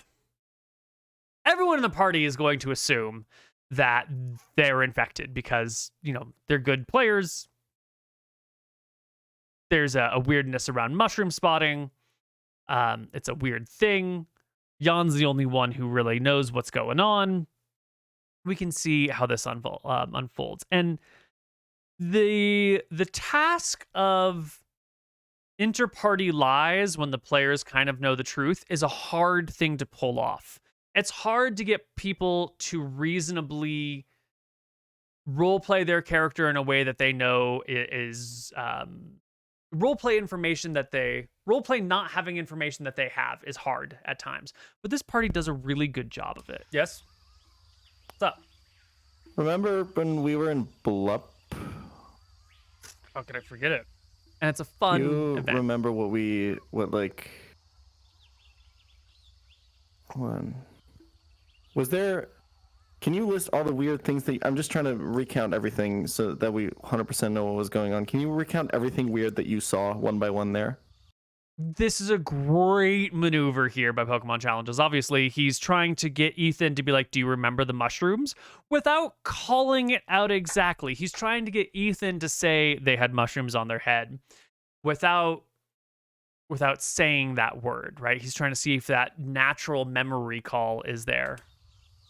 But that's a list all the weird things about that weird town. Okay. Is this some sort of game? I'm just... Because you're the only person who got a closer look inside. I just need to get a better vision of it in my head, what it looked like. So can you go back there in your mind and tell me everything that you saw and everything that you recognized? There were so Blup is a town in a village in a swamp. It's on all these islands that are connected with planks on these little piers, but it's a wet, moist place, so everything's sort of rotting all the time. There's all these circular dome huts all over the place, and we're there because, you're there because it's just a stop on the way, but I was there to talk with a contact who I found. I talked to that weird Nadinus priest called Ood, who was just like really friendly and nice and seemed to be kind of honest, but it was just a little bit of a weird vibe from them. shouldn't he have mentioned mushrooms by now? You know, the whole place, it's a swamp town, right? They're swamp people. They're a little bit weird, you know? But, I don't know. Anything about... Do you remember anything about the way the people looked? Was any of that... Did any of that seem strange to you? Yeah, they're swamp people. Okay. Not to be too judgmental, but yeah, No, they're it's like, you know, swamp folk. It's okay. What's going on? Now, Ethan's look been around the infected the group. longest. Do you guys by think far. we should rest for a bit? Can do, yeah. What time of the day is it? Yeah. He said midday. Plenty of time for Get his something stuff to eat. to propagate. Well, the other party members Maybe have some only lunch. relatively Are you recently alright? been infected. I'm just... Maybe we You're should acting a take a bit- rest, no. says Ethan. Yeah, Cypher, you are kind of acting a bit strange.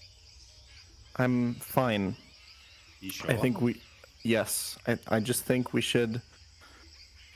rest. Are you all right? Do you mind if I take a look at you, make sure you're all right? Don't fucking... What's gotten into you? Listen, I'm a medic. I just want to make sure that you're doing okay. Can nobody else see that there's something growing out of his head? Look. He has hair. The whole party grinds to a halt. Everyone looks very worriedly back and forth between each other. Does anyone else react to it, like Matt or Mitz? Matt or... definitely takes a couple of steps forward and towards Cypher and goes, "Are you okay?" Okay. You guys are freaking me out. Drove Razor. What do you remember being weird about... Wait. Now, we know that some party members have failed checks and are intentionally infected, but if you're watching this for the first time, maybe it's Beachal who's been infected and is seeing crazy things. Maybe because he's an orc, the mushrooms are having a different effect on him. Maybe there's a period of hallucination before, the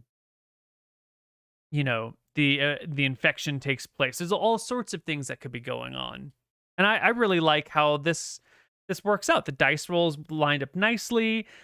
Jan's pretty much the only one who sees what's going on. There is a moment of actual, like, wait a minute, maybe Jan is crazy. Maybe Jan's the crazy one and everyone else is fine.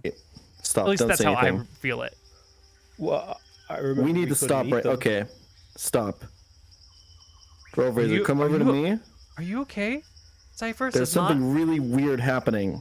May I Okay, feel your first of all, can we forehead? point Cypher, out... you're I scaring can me. see that. May I feel Okay, your forehead? wait. First of all, let's make sure that everybody understands that I'm not the crazy one here. I just asked him, pointing at Ethan, what was weird about Blup. And he mentioned nothing about the fucking mushroom people. We all heard that, right? Well, obviously the the mushroom people? mushrooms, like, duh. I thought that was... I mean, how could you forget? I explicitly told you to tell me everything that was weird there. It's a weird question, dude. Tell me about the mushroom people. What did you remember about them?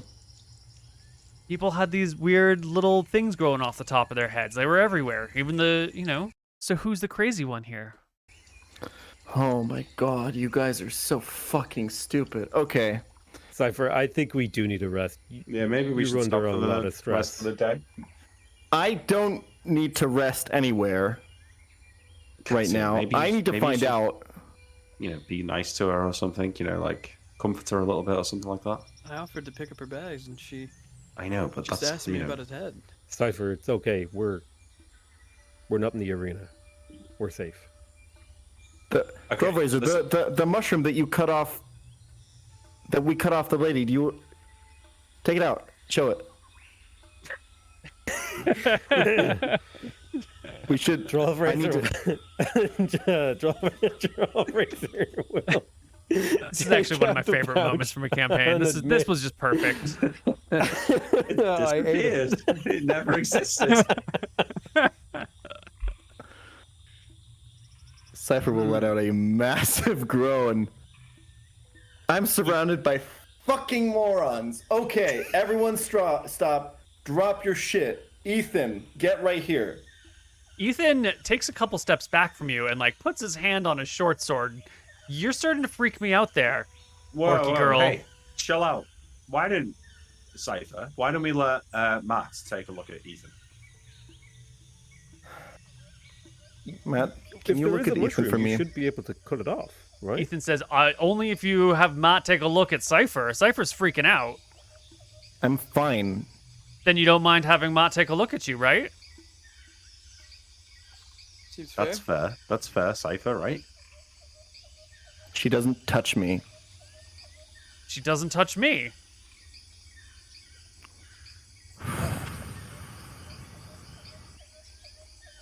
Okay, let's all calm I down. should be giving you some sort of commentary on this, but I think it's all very apparent, and I actually really just enjoy the scene, so apparently I'm just watching it. But this is... Down.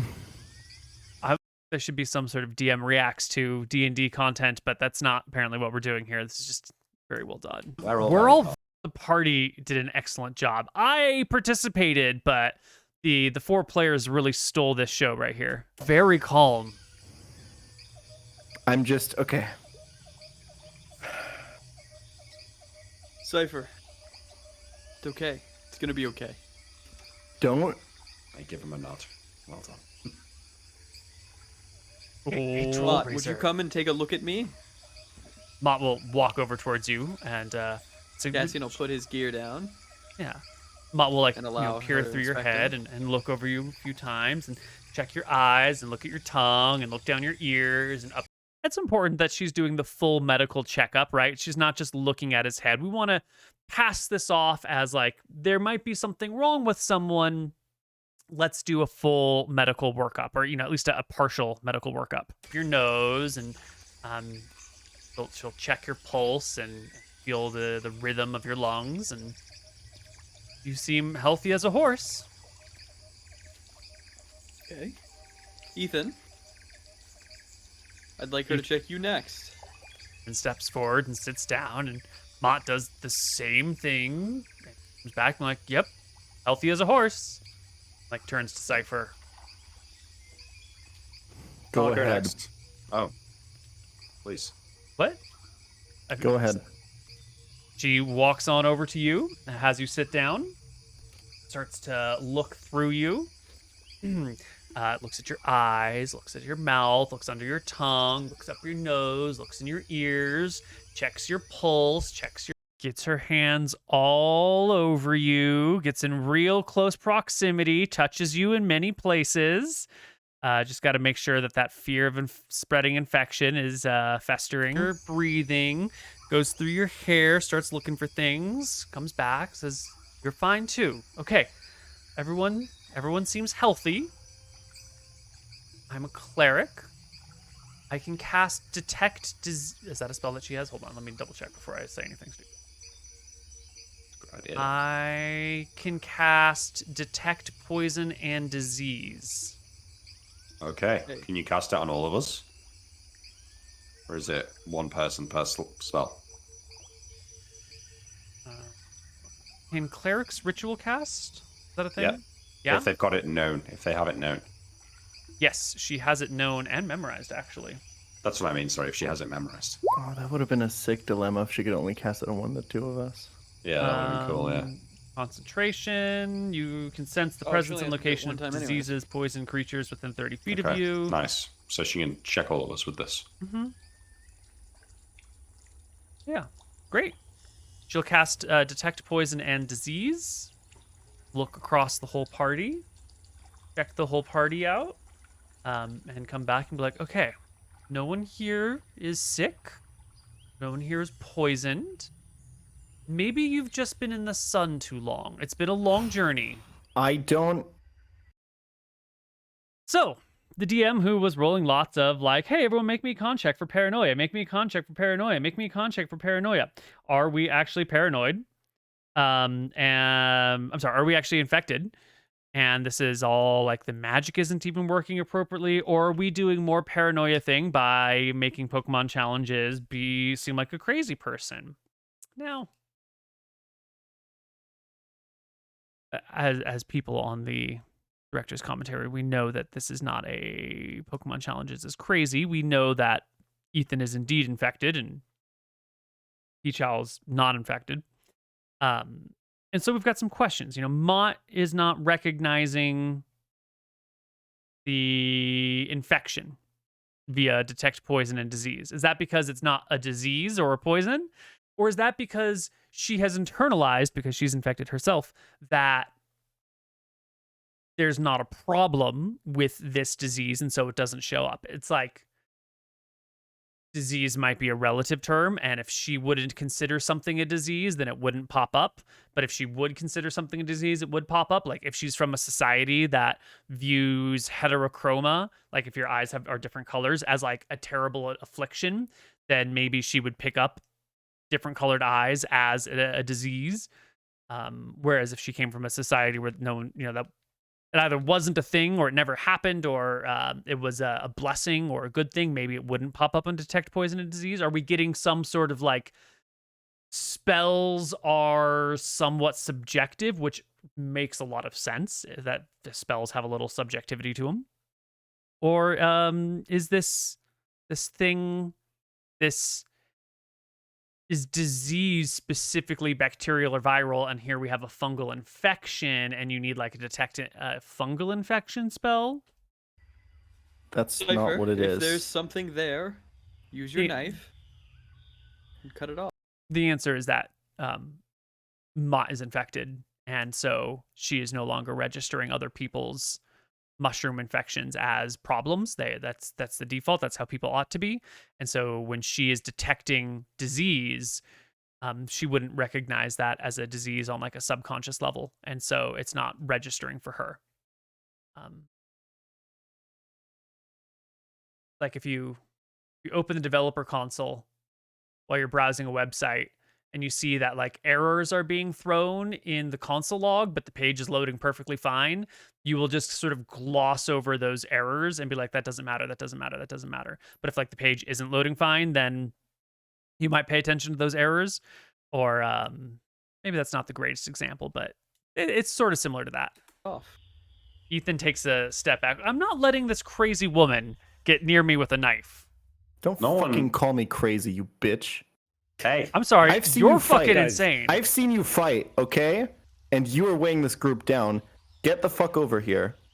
No. Cypher, you are going to calm down now. Don't tell me what to do. I think the solution here is that I will stand nearby. That is an option, if you wish. Joke. I will stand. Oh. I will. Potato's so good. He's so good. I will stand beside Cypher as she delicately combs through your hair and make sure no harm comes to you. And we will get to the bottom of this, and we can stop wasting our goddamn time. A hobgoblin watching the orc. Maybe we could put someone... I cast Hold Person on Ethan. Excellent. Okay. Good use of spells. Ethan gets a wisdom saving throw. Fuck's sake. Oh, and rolls... Roll. 5? Did it show up for you? Hasn't showed up for me. A 5 is a failure. Ethan is held. Cypher walks over. And she will try... So, she sees something growing out of this, yeah? That's what you keep saying. Yep. I'm standing beside her to make sure no harm comes to Ethan. I still see it, right? Nothing's changed. Okay. Very neutral answers. I want to try to very carefully... keeping it as ambiguous as possible. Cut at it. All right. How far is it, like, standing out?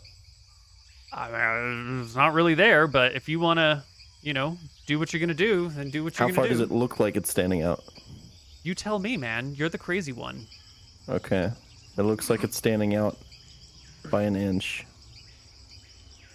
So I will try to take off half an inch. So I will try to touch it first. I will try to pinch it. What happens?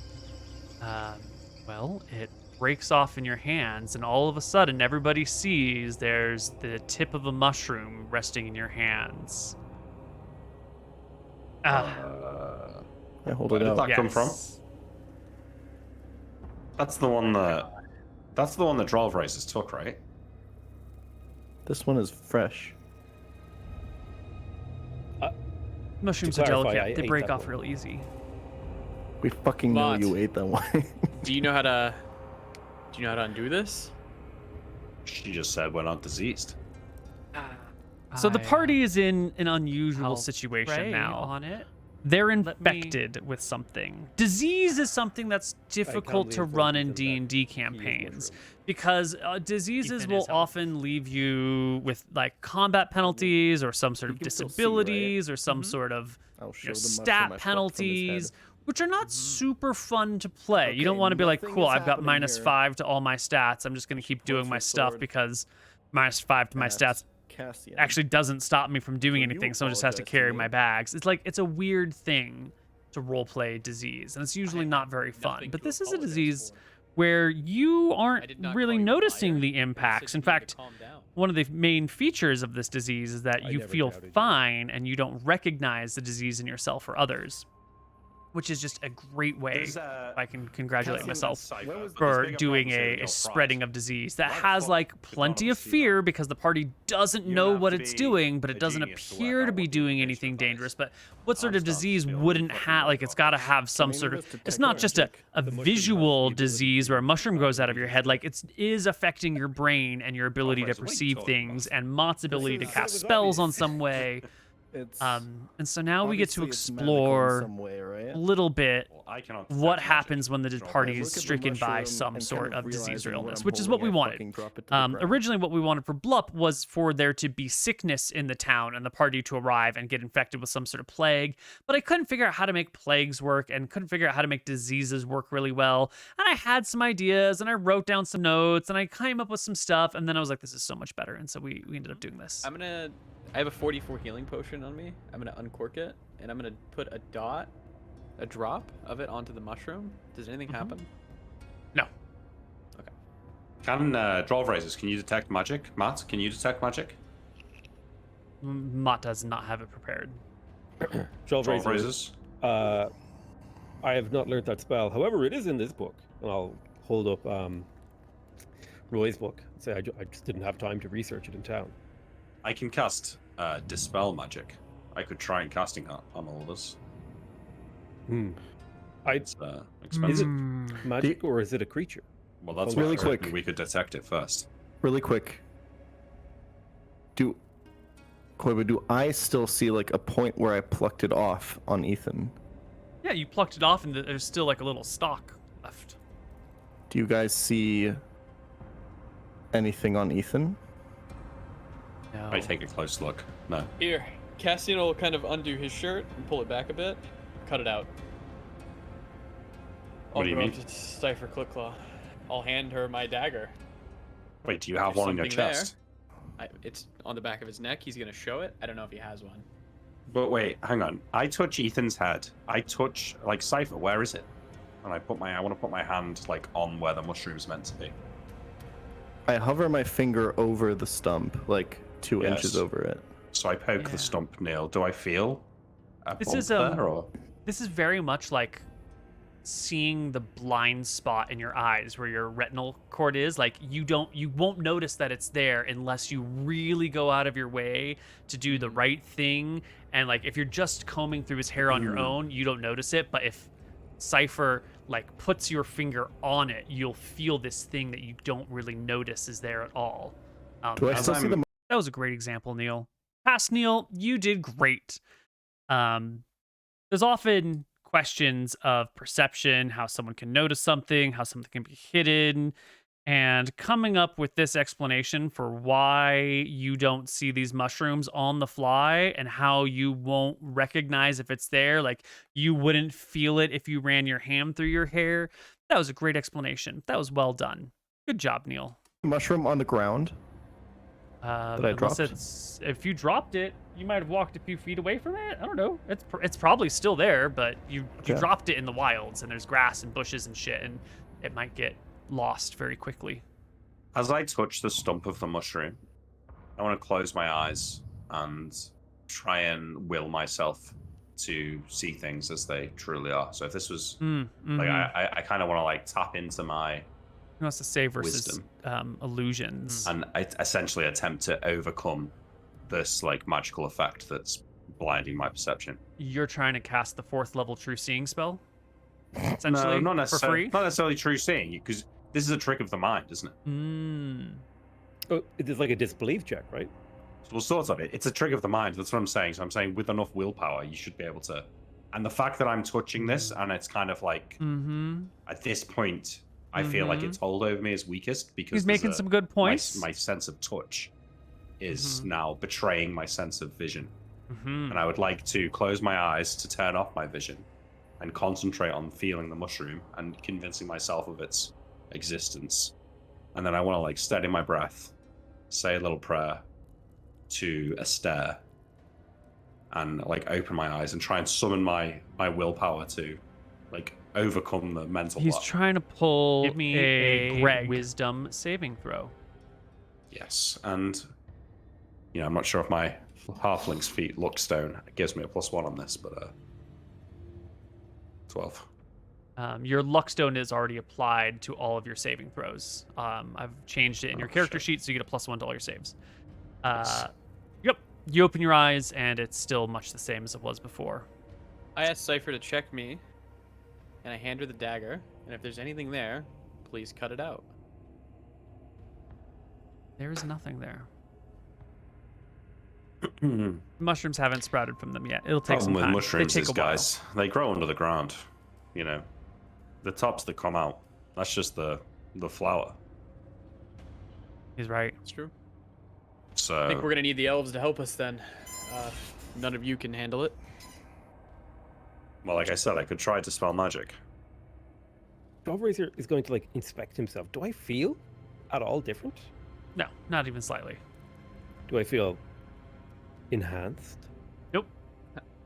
You are really hoping to feel some sort of power, but the only power you feel is that maybe this is a classic Cypher quick claw like exchange where this is maybe a large prank and Cypher pulled a mushroom out of nowhere and is screwing with you.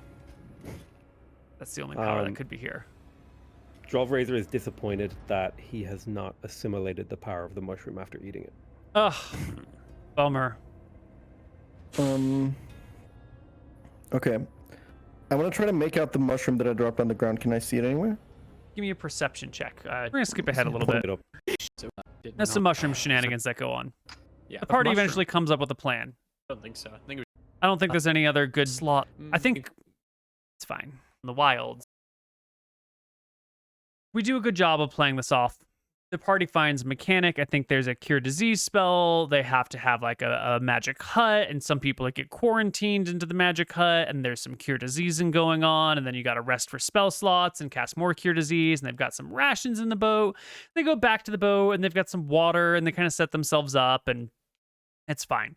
In the process, the idea of a quarantine is a great idea.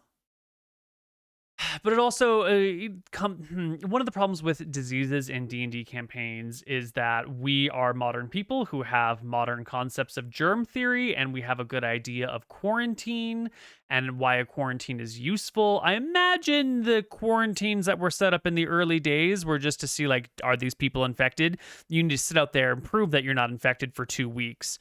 That's why, it's quarantine quarter. Quarantine is like Italian for 14 days or something like that. I can't remember. But you need to prove to us that you're not sick for a while. And we in modern area know about like incubation periods and transmission rates, and we have a pretty good idea about how diseases work and spread and how to fight them. Like, cover your mouth with cloth that's preferably wetted in some way, or just leave people alone at distance. Don't share meals. Watch out for what they're sneezing on you. But these concepts are all they're pervasive in the modern era, but they were pretty unknown for a long time. For the overwhelming majority of human history. Disease in some times in some places came from the Holy Spirit, among other things, and it's hard to get disease to be a functional part of a medieval fantasy setting when the characters are going to act like they have modern understandings of germ theory. And so if you're gonna introduce a disease and have it like actually be scary disease, you really need to hide the way that it transfers. And I spent a lot of time thinking about different ways that diseases could transfer. Maybe it's not based on proximity to a person. Maybe it's based on proximity to something else. Maybe it spreads by the water, but not by physical touch. So if you drink from the same river, you're going to get sick. But trying to find a way to recreate the disease transmission fears that you might have had from the olden days, which you can't really do in the modern days because now we know how it works. And that's hard. It was real hard. And I couldn't figure out a good way to do it, really. So we have players using pretty standard modern techniques, quarantine populations, and then just slowly, heal the sick through spell castings from the quarantined populations. And it's a great plan, and it works well. And that's fine, actually, because we got to spend like 2 hours, maybe not 2 hours, maybe like an hour and a half, working on disease and mushroom infections, and the party gets to clear their infections, and it's all fine, right? It's all fine. I think they ended up having Cure Disease as a spell to do this stuff with. Is that what they use? Your long rest will get interrupted. Stay in it.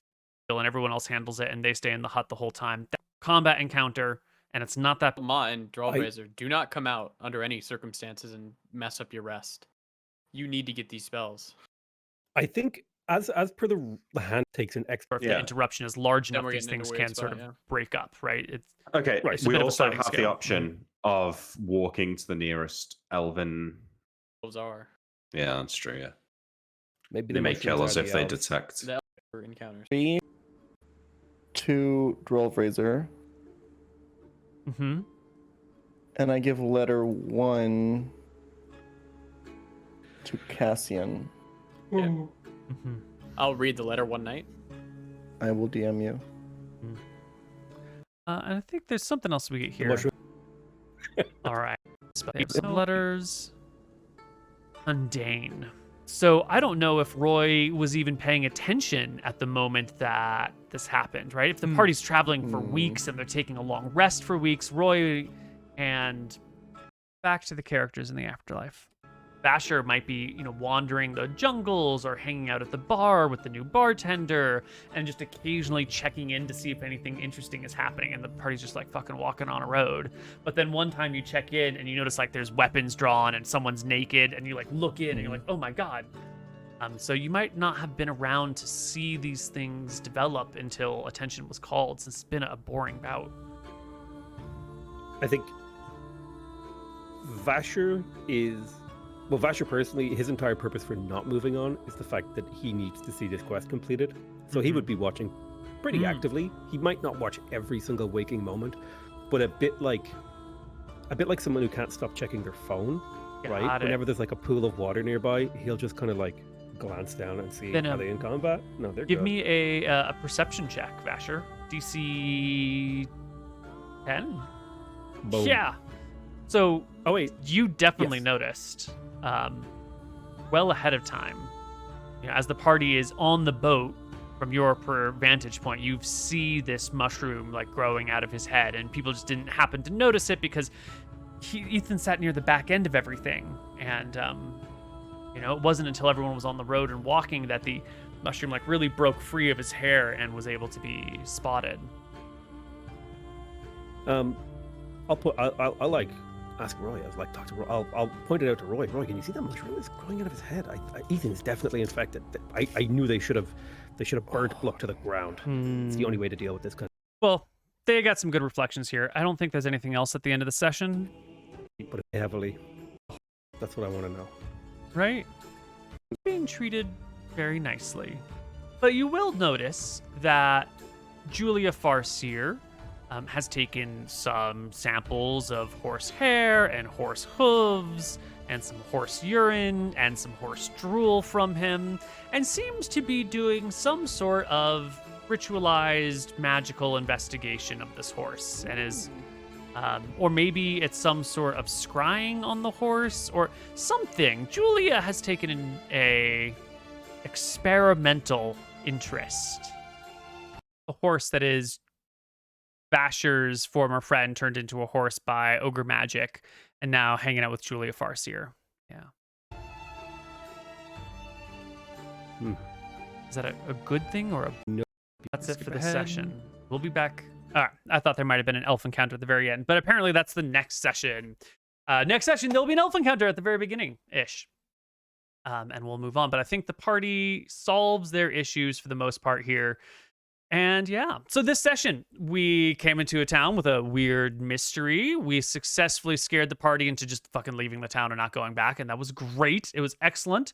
We had a ton of great role-playing moments that we got to expand on. We got to feel out people's characters a little more, talk about dishes that you might make for one another. We got to explore the party being peaceful in that town, protecting their money, dealing with disease. This was actually a really top-notch session. This was great. There were some small areas where we didn't do fantastically. There were some few areas that needed some work where we distracted the party and it took like 20 minutes to get off the road or on the road instead of 10 minutes. But those are pretty minor errors, and I think for the most part it was fine and fun. Yeah. We're getting near the end of the Lazarus expedition. They only have a few sessions left getting to the pyramid and exploring the pyramid.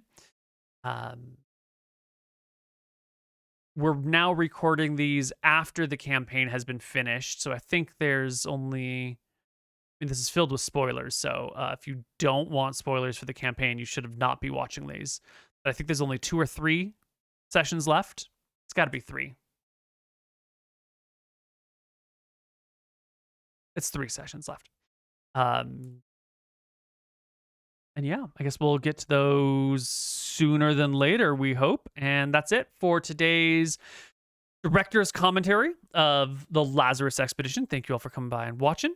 We will try to get another one in. Ooh, I would like to say this week, but honestly, next week is probably the best time for that. So we'll catch you then for some more.